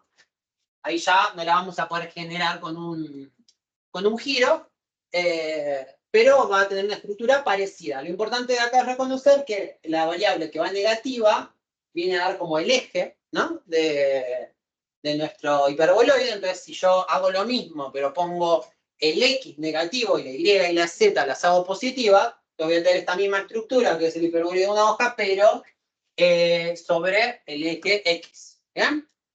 Esto, fíjense que tiene sentido, porque si yo voy igualando a 0 alguna de las variables, voy teniendo proyecciones en los planos cartesianos. Entonces, fíjense, si yo saco la z, ¿qué me queda? X cuadrado más y cuadrado sobre a cuadrado, ¿no? Sobre b cuadrado igual a 1. ¿Qué es esto?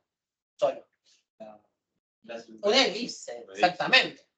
Y si saco z, tengo planos paralelos a el XY, que es el piso. Y fíjense lo que tenemos. Elipses. Bueno, acá está graficado uno que es simétrico y son circunferencias, pero bueno, la circunferencia es en realidad un caso de elipse. Y si yo saco la x, me queda ahora uno con un signo menos. Me queda y cuadrado menos z cuadrado. Si uno de los dos era negativo y el otro positivo, en vez de una elipse, ¿qué era? Pero, Y ahí está, una de las hipérbolas. Si tapo la del medio, con x y z lo mismo, la otra gama de hipérbola. Entonces, de esta manera yo con quizá otros campos escalares más difíciles, que no me oriento tanto, para imaginarnos cómo es, ese es el procedimiento. Voy igualando a cero uno de las variables y voy obteniendo trazas paralelas, ¿no?, a cada uno de los planos.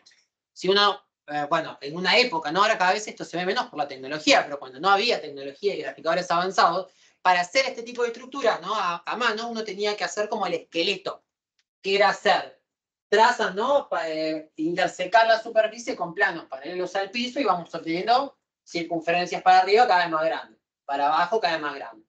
Hacíamos intersecciones con el plano paralelo al XY y vamos a tener hipérbolas. Y así íbamos a ir armando como un esqueleto de esto con las intersecciones. Es un laburo importante. Bueno, si dos son negativos, tenemos una hiperboloide de dos hojas, como es este caso.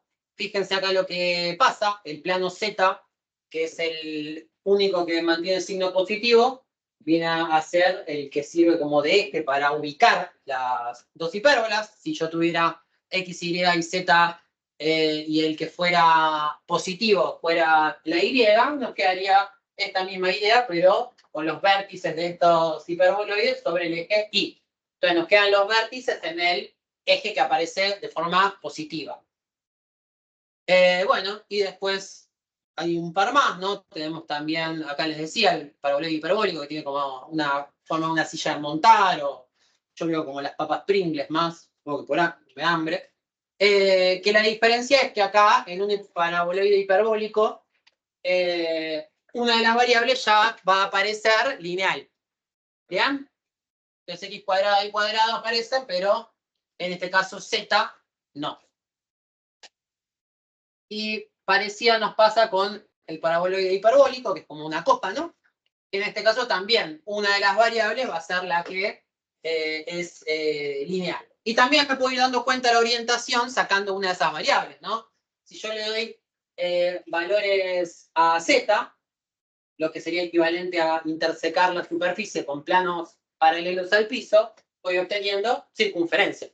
Entonces el paraboloide tendrá circunferencias, ¿no?, en trazas paralelas, ¿no?, al XZ. ¿Y qué me faltó arriba? Ah, bueno, la cónica. Si el conelítico, ¿no?, que es esta superficie de la cual, si lo intersecamos por planos, aparecen todas las cónicas de análisis 1, álgebra 1, que la elipse, la circunferencia, la parábola y la hipérbola son todas intersecciones de esta misma superficie con planos. La diferencia acá más notable, ¿no? Una es negativo, como nos pasaba al principio, pero en este caso está igualado a 0. ¿Bien? Y esto también, si A, B y C son iguales, tenemos una superficie de revolución que se genera en un giro. Bueno, ahora sí voy a tomar lista. Sí. Porque me confunde. Tipo, no cambia nada, ¿no? Porque la otra estaba Z igual a todas las cosas. El factor de Z restando para el otro lado es lo mismo. Pues si acá pues Z para el otro lado positivo. No, en la que sigue de eso. Ah, sí, obvio, lo podrías igualar. Igualar a 0 si querés también. Pero es más habitual esta notación. Podrías poner menos Z igual a 0, sí. Sí, sí.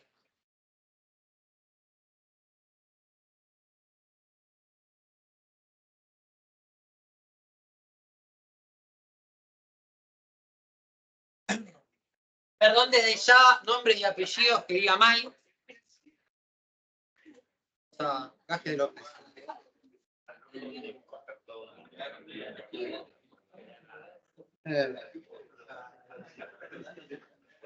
Lucas Aguirre. Giorgio Boschetti. ¿No? Giorgio no. Ornella Calabresa. Francisco Campaña.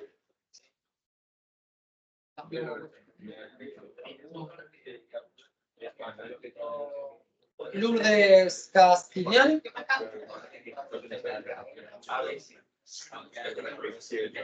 Franco Cais. Y la Robles. ¿Cómo es?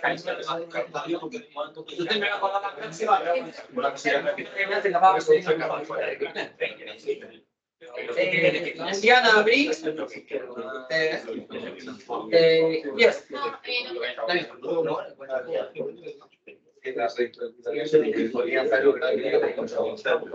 Luna Penélope. Rocío Belén Cruz. Micaela Mazzoni.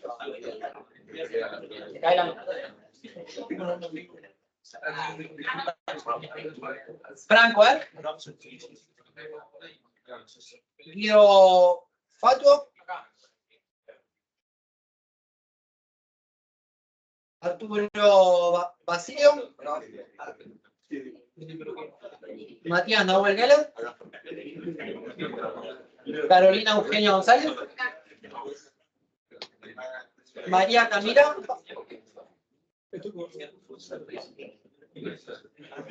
Abril Kalinowski.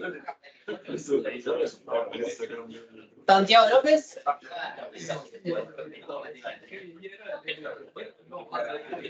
Stefano Michael Bo. Bautista Magacel. Bautista no.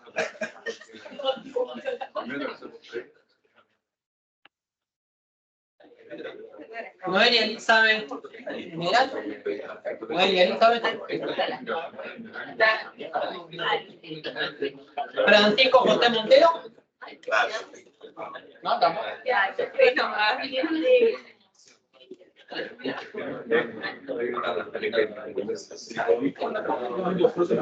Santiago Nicolás Mucio.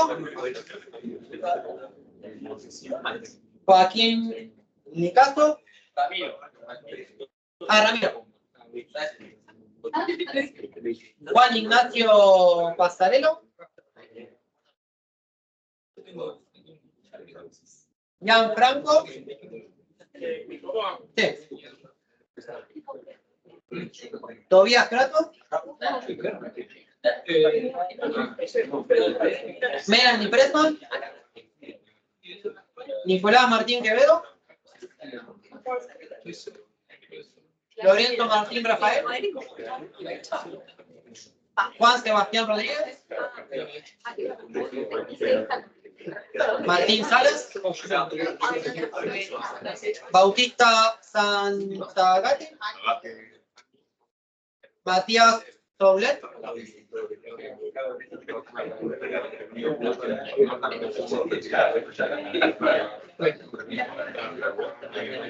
Matías Suyevsky. Me salió medio. Julieta Gabriela.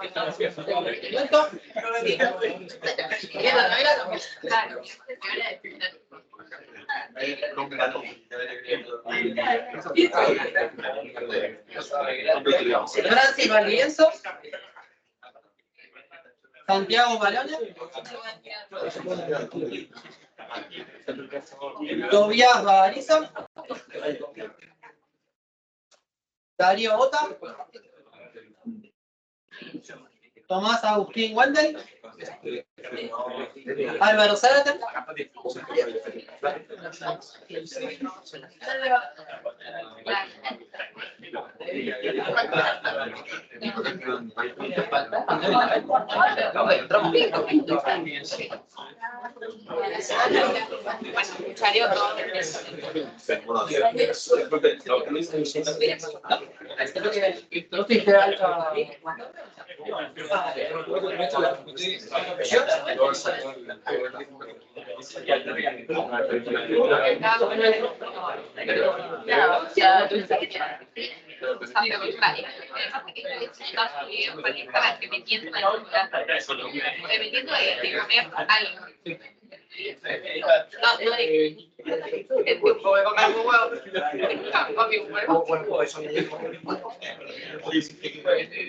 Bueno, resolvieron la integral con letra continuo. Les dio igual. Sí, me da igual. Estará bien. Va a haber un equivalente al teorema de Schwartz que va a hacer que tengamos integrales que van a dar lo mismo cambiando el orden de integración.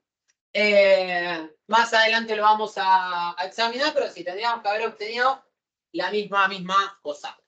Bueno, vamos a, antes de que llegue el momento del recreo, bueno, el recreo lo hacemos más o menos a la mitad, ¿les parece? Bueno, tenemos media hora de recreo. Y vamos a hacer como a las 4 y media, como para que quede la segunda parte más corta. ¿Les parece? Sí, ya estamos ¿Sí? en recreo. Ya estamos en recreo, ya avanzar. No, no pasa nada. En realidad podríamos hacerlo de ahora a las 4, pero me parece como más amigable el escenario que a la vuelta del recreo queda menos tiempo. Pero bueno, aparte uno arranca más motivado y para el final va bajando, ¿no? Hacemos la gráfica, motivación, atención, todo se va perdiendo. Así que bueno.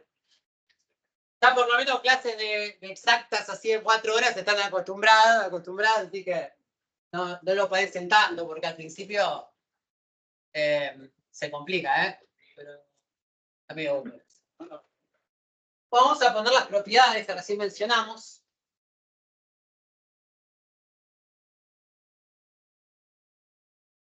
Propiedades elementales, en realidad, de las integrales dobles, triples, o lo que fuera.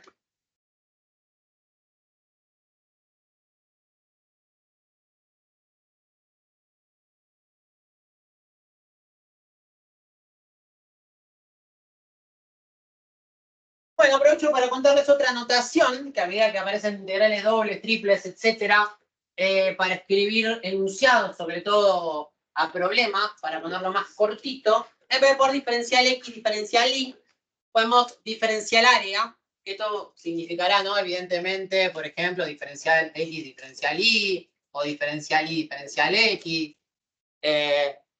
cualquier cuestión, pero para ponerlo en genérico, escribimos diferencial área, así como cuando veamos integrales triples, tendremos diferencial volumen, que es de X, de Y, de Z. Entonces, para el enunciado no sea tan largo, podemos como un diferencial que engloba todos los diferenciales que tiene la integral.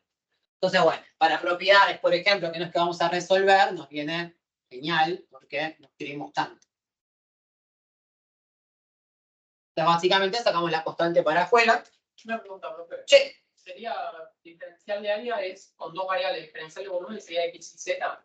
X y Z, sí. Lo que pasa es que como ustedes calculaban áreas con integrales simples, en realidad estaban las áreas que ustedes resolvían, análisis 1, análisis 2, derivan de integrales dobles. Eso del techo menos el piso, en realidad ese techo y piso son los extremos de una segunda integral que ustedes no llegaron a ver, pero como da lo mismo el valor numérico, se enseñan las áreas como techo menos piso. Pero ahí vienen los de física que dicen, pero ¿cómo es que hacemos la integral solo en X y después me queda un resultado que depende de X y de Y porque es un área?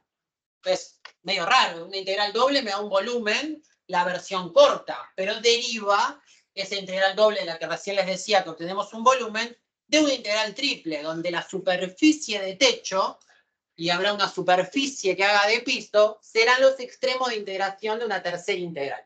Pero bueno, ahí ya lo vamos a ver más adelante, pero para que sepan que tiene una razón todo esto. Pero bueno, vamos que tenemos f de xy más menos un g de xy. Entonces esto lo podemos separar y resolver dos integrales.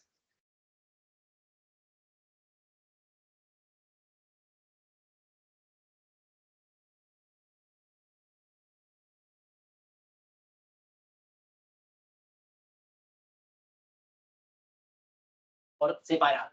Y la última que era esta que les contaba, equivalente a esto de encontrar un punto C que estuviera entre los extremos de integración A y B, que ahora lo tenemos que subirle la dimensión. Entonces ahora ya, en vez de ser una sola dimensión, ese valor C, que es un valor numérico, ahora va a tener 2 dimensiones, lo que hace la propiedad un pelín más complicada, pero a ver si me siguen con la idea. Yo tengo una integral.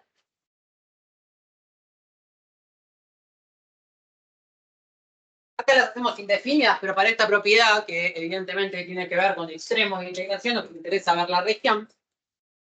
Imaginémonos que esta integral está establecida en una región 1 unida a otra región 2. O, a ver, ¿qué quiere decir esto en realidad? Que yo puedo agarrar la región de integración y dividirlas en 2 regiones de integración, siempre y cuando R1 y R2 sean disjuntas. ¿Qué quiere decir? Que si yo hiciera la intersección de las 2 regiones, tengo que obtener el vacío. O sea, las 2 regiones tienen que ser disjuntas. Entonces, si yo tengo una región de integración separable en 2 regiones disjuntas, puedo calcular la integral del campo en la primera región, región 1, y después en la región 2 del mismo campo. Esto viene a ser como el equivalente, ¿no?, a esa idea de agregar ese punto C. La idea es parecida, pero como les digo, antes era una línea el eje X. Nuestro lugar donde cortamos con un punto C. Ahora es un plano, que es el piso. Entonces yo este piso podemos dibujar la región de integración que se les ocurra. Imagínense ese dibujito que va a ser nuestra región de integración, tal cual en análisis 2 veían el dominio proyectado. Lo separamos, como les mostraba antes en un dibujito, en 2 regiones distintas, ¿no?, que podrían separarse, obviamente. Después hay que ver cómo hacemos para una región complicada separarla en 2 partes, ¿no? Esto será a veces muy fácil y a veces muy difícil de hacer.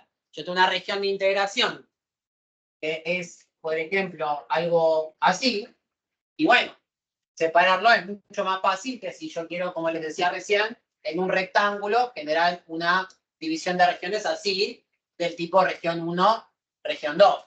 Acá alguno podría decir, bueno, pero igual entre las regiones podríamos encontrar que la intersección es la frontera, pero en las integrales la frontera es como decir el valor numérico de una integral con un punto solo, ¿no? Un punto solo en un intervalo, ¿no? Si yo digo la integral de AB o la integral de AB con paréntesis o corchetes, la integral es la misma. No nos cambia el área si está incluido o no el límite. Después habrá otras interpretaciones y otras cosas que podemos analizar al respecto, pero el área de un cuadrado que incluye a sus lados o un cuadrado que no incluye a sus lados tiene el mismo área. ¿Sí? Después uno tendrá perímetro y el otro no, pero a nivel área o a nivel volumen es lo mismo. Yo puedo tener una esfera cerrada o una esfera abierta con el mismo radio y tienen el mismo volumen. ¿Sí? Eso estamos todos de acuerdo, ¿no? Bueno, estas serían entonces las 3 como propiedades elementales de la cuestión. Ahora, sí, preguntita. Si pongo DA, ¿cómo sé el orden? Y la idea justamente de hacer esta notación, que acá no lo puse, pero también podríamos ponerle en la región R, en la región R, en la región R, así lo hacemos como para definir también.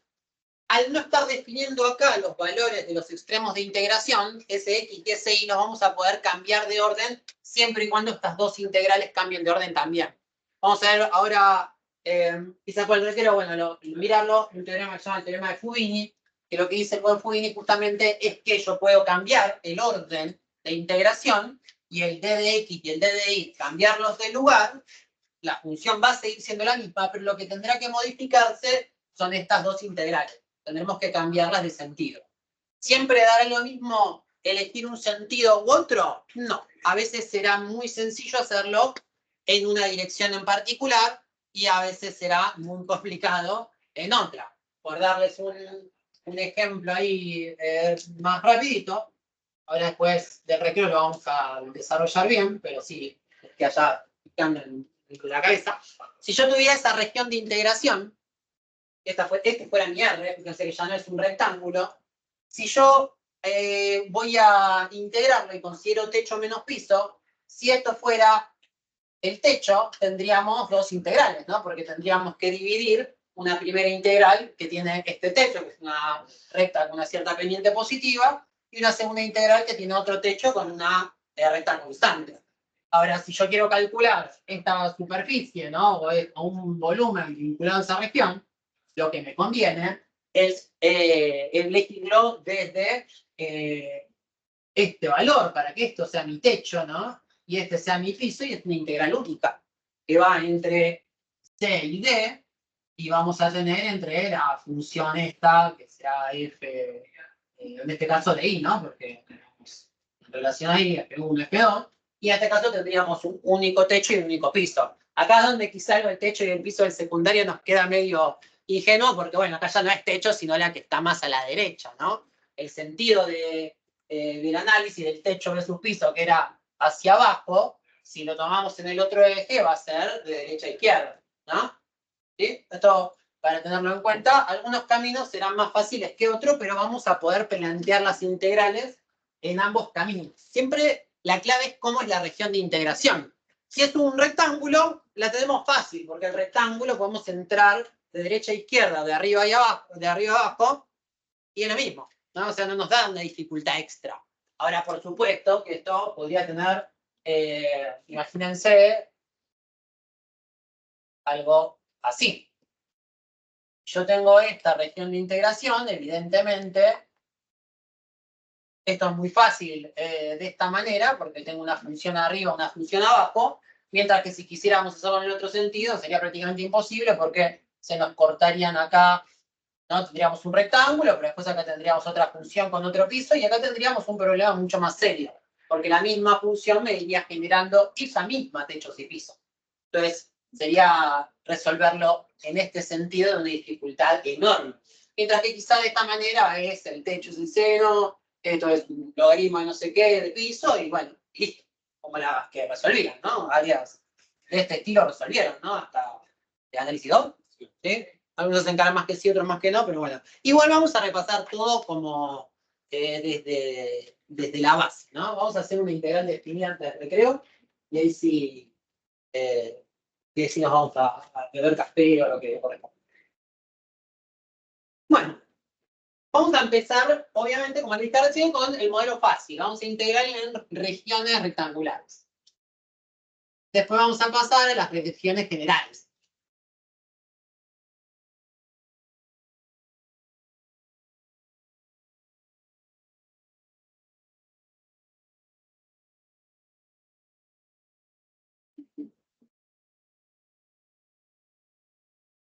Bueno, acá como pasaba con graficar el dominio, el análisis 2, acá también será importante, a pesar de que calculemos volúmenes, hipervolúmenes y cosas que gráficamente no puedan representarse, sí muchas veces nos va a interesar todo el tratamiento de álgebra y análisis 1 vinculado a gráficas de dos dimensiones, de funciones escalares, parábolas, rectas, trigonométricas, bla, para poder definir las regiones de integración. Porque aunque tengamos que integrar algo que no sepamos cómo se ve tridimensionalmente, sí vamos a poder graficar su región de integración, que es lo importante. Entonces, bueno, vamos a hacer algún ejemplito. Supongamos que tenemos la integral R. Vamos a ponerlo en genérico, así hacemos varios ejemplos. Vamos a definir una integral donde R esté dado por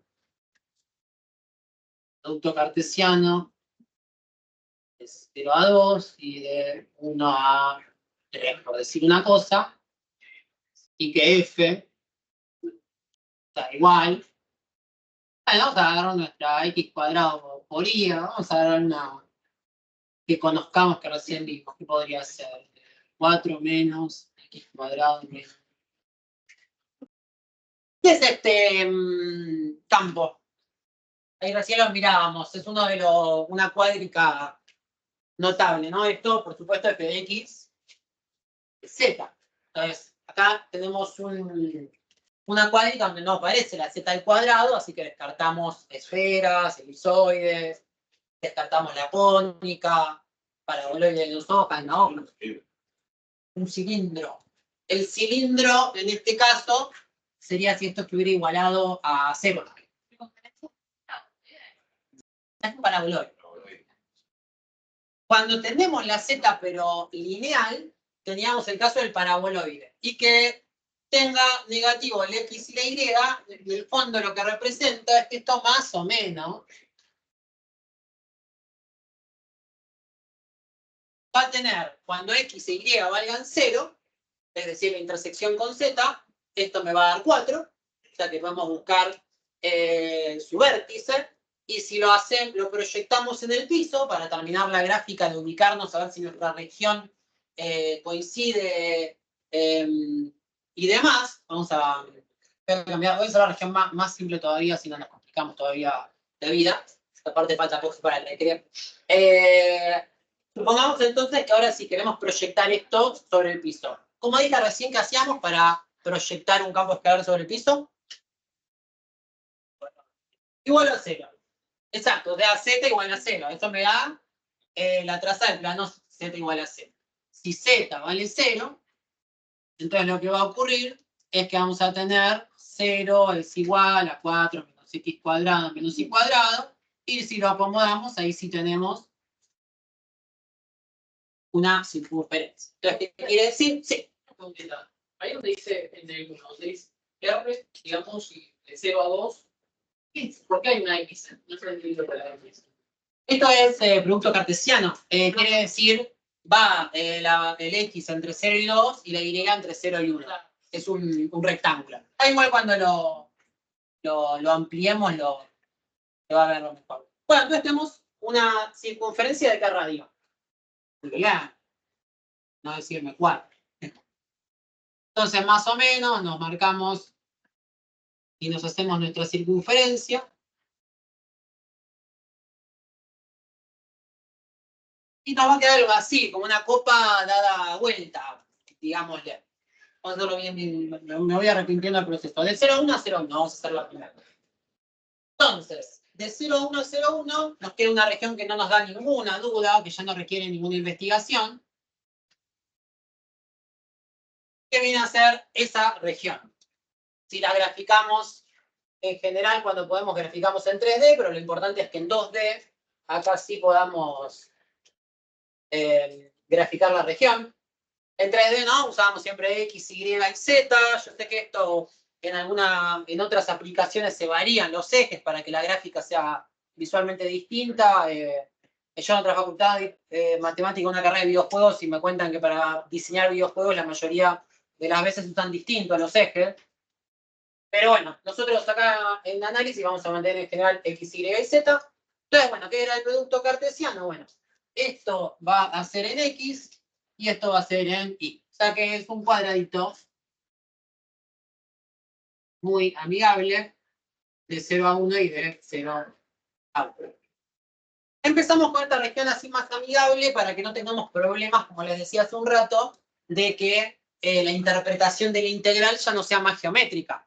Si yo dejaba la región que puse al principio, que era un poco más grande, la región iba a salir del paraboloide y ya no íbamos a tener una interpretación del tipo es el volumen entre la curva y el piso.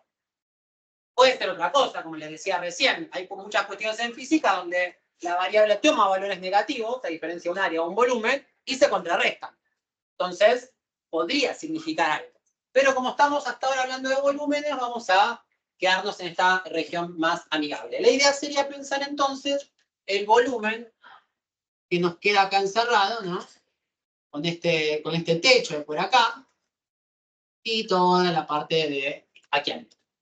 Entonces, bueno, ¿cómo la planteamos la integral? Acá donde viene la cuestión. De 0 a 1 vamos a, en este caso, como es una región rectangular, es lo mismo por cuál vamos a empezar. Así que digamos que empezamos con, dejando por afuera, no sé, la X. Pero fíjense cómo voy a escribirla. Pongo la primera integral, la de 0 a 1, y al final de todo pongo su diferencial. Y ahora voy a ir escribiendo hacia adentro. Entonces, si viene la segunda integral, la voy a escribir adentro. Si hubiera una tercera, adentro de esa. Entonces voy escribiendo como los extremos para no marear. Entonces, este 0 y 1 corresponden a este x. Poner también depósitos. Y ahora vamos a la otra integral, también de 0 y 1, pero en este caso referida al diferencial en y.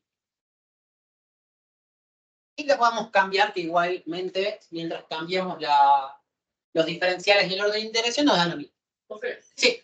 una pregunta.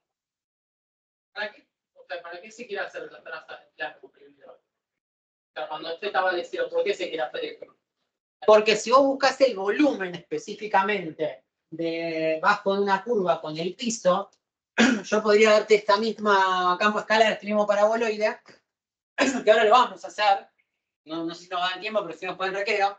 Si yo ahora elijo una región que vaya entre, acá está 2, ¿no? Entre 3 y 4, y elijo esta región me va a dar un volumen hacia abajo que va a ser negativo. Me da el volumen entre el piso y la curva, pero en este caso vamos a quedar por encima de este paraboloide, de esta copa, ¿no? Esto seguirá por acá y nos dará como la intersección con esta parte de acá abajo. Va a quedar negativo y lo podemos interpretar como positivo su volumen. Ahora, el problema que vamos a tener es si tenemos regiones que comparten la frontera. Porque ahí se van a la integral. La vamos a poder resolver, obviamente, pero lo positivo con lo negativo en simultáneo se unen y no podemos saber el volumen que hay relacionado. Entonces, por esa situación, nos es muy interesante graficar sobre todo el piso, ¿no? La intersección con el piso y ver nuestra región, a ver que no tenga ningún problema. Si yo acá grafico la región, sé que por acá viene el paraboloide. Y sé que acá tengo la raíz de 2. O sea, esta distancia es raíz de 2 y el radio es 2. O sea que no llego, está todo bien. Pero bueno, para algunos casos que está más fina la cuestión, y quizá esto tiene una circunferencia que es de raíz de 2 y pasa justo, y capaz no me doy cuenta de una. Entonces hay que investigarlo. Ahora son ejemplos fáciles, pero obviamente, como les digo, estamos en una materia que trata algunas cosas bastante elevadas, así que por eso ir de a poquito. Bueno, el campo escalar entonces dijimos que es 4 menos x al cuadrado menos y al cuadrado. Y siempre vamos entre paréntesis porque si no sería como que el diferencial y el diferencial x se aplican al último término. Wolfram Alpha usaron es un programa para resolver cosas. ¿Sí? Algunas no. Bueno, desde ya que para toda esta primera mitad del año que vamos a resolver integrales, es una herramienta muy buena para resolver con un formato muy amigable integrales en varias variables, con extremos de integración complicados y demás, y poder verificar si lo que estamos haciendo está bien o mal. Después del GeoGebra, para graficarlo, que eso sí sé que lo saben usar, desde ya, pero para resolver el valor numérico de integral, el GeoGebra es muy tedioso. Entonces, el Wolfram Alpha es mejor para buscar valores. Sí, sí. Luego se puede abrir el celu, Wolfram Alpha. Bueno, el celu a mí... Yo tengo 34, pero a mí ya la parte del celular me agarró medio como mal. Yo ya arranqué mal. ¿Viste? Yo tuve el celular para cuando terminaba el secundario, entonces yo ya quedé como mal con el celular. Yo hice una compu, ¿viste? Yo en el celular me pongo a hacer la gráfica y a mí me vuelvo loco con los botoncitos chiquitos y todo. Pero sé que se puede resolver desde ahí sin problema. Pero van a ser largas algunas, entonces, bueno. Desde la compu se va a entender mucho mejor. Bueno, vamos a integrar. Ahora sí. Tenemos esta expresión, la vamos a integrar primero respecto del eje Y, ¿bien? Todos de acuerdo. Entonces, vamos a dejar la integral de afuera, la roja, y vamos a integrar todo lo que tenemos acá. 4 va a ser 4y, x cuadrado va a ser x cuadrado y y cuadrado va a ser y cubo sobre 3. ¿Me creen todos hasta acá? Más o menos. Y ahora la vamos a evaluar entre 1 y 0. Y acá fíjense, para ir imaginándonos lo que va a ocurrir, que si yo la estuviera evaluando en vez de números en funciones que dependen de x, yo donde tengo y lo reemplazaría por x y me termina quedando una expresión que solo depende de x. Y después la voy a integrar en x. Entonces voy a obtener un valor numérico, aunque los extremos de integración acá aparezcan letras. Entonces ya vamos a llegar a eso. Bueno, lo resolvemos. Nos termina quedando entonces la integral de 0 a 1 de 4 menos x cuadrado menos 1 tercio. Desde ya que esto le resto la evaluación en 0, pero como la i aparece en todos los términos, me va a terminar quedando 4 por 0, 0, x cuadrado por 0, 0, y 0 al cubo sobre 3, 0. Entonces toda la parte que acá iría restada sería todo 0, 0, 0, ¿no? Bueno, menos por menos más en realidad, pero nos quedaría todo en 0. ¿Qué cosa es 0? La evaluación en 0. Primero lo evaluamos en 1. 4 por 1, 4, menos x cuadrado por 1 menos x cuadrado, 1 al cubo 1 sobre 3, 3. Sí. Pero después cuando restamos en 0, ahí ya desaparece. Entonces, bueno.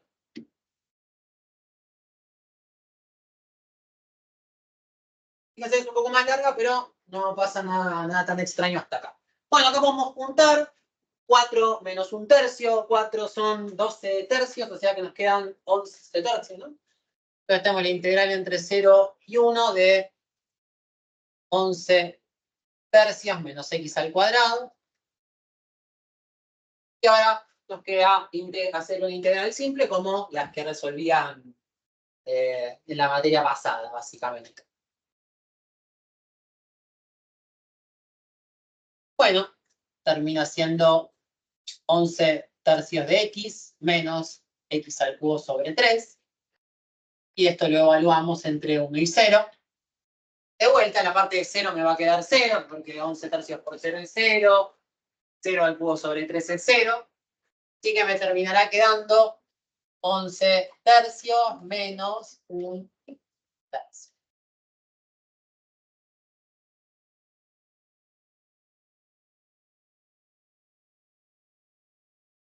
Bien, ¿se siguió? El modelito de integral. Ahora sí, vámonos a hacer media horita de descanso y seguimos. ¿Vale? ¿Cómo se llama la aplicación Para resolver las integrales, Wolfram Alpha. complicado? El nombre es feo, sí. ¿Logo? Sí, Wolfram Alpha. Wolfram Alpha. En realidad, alfa de alfa.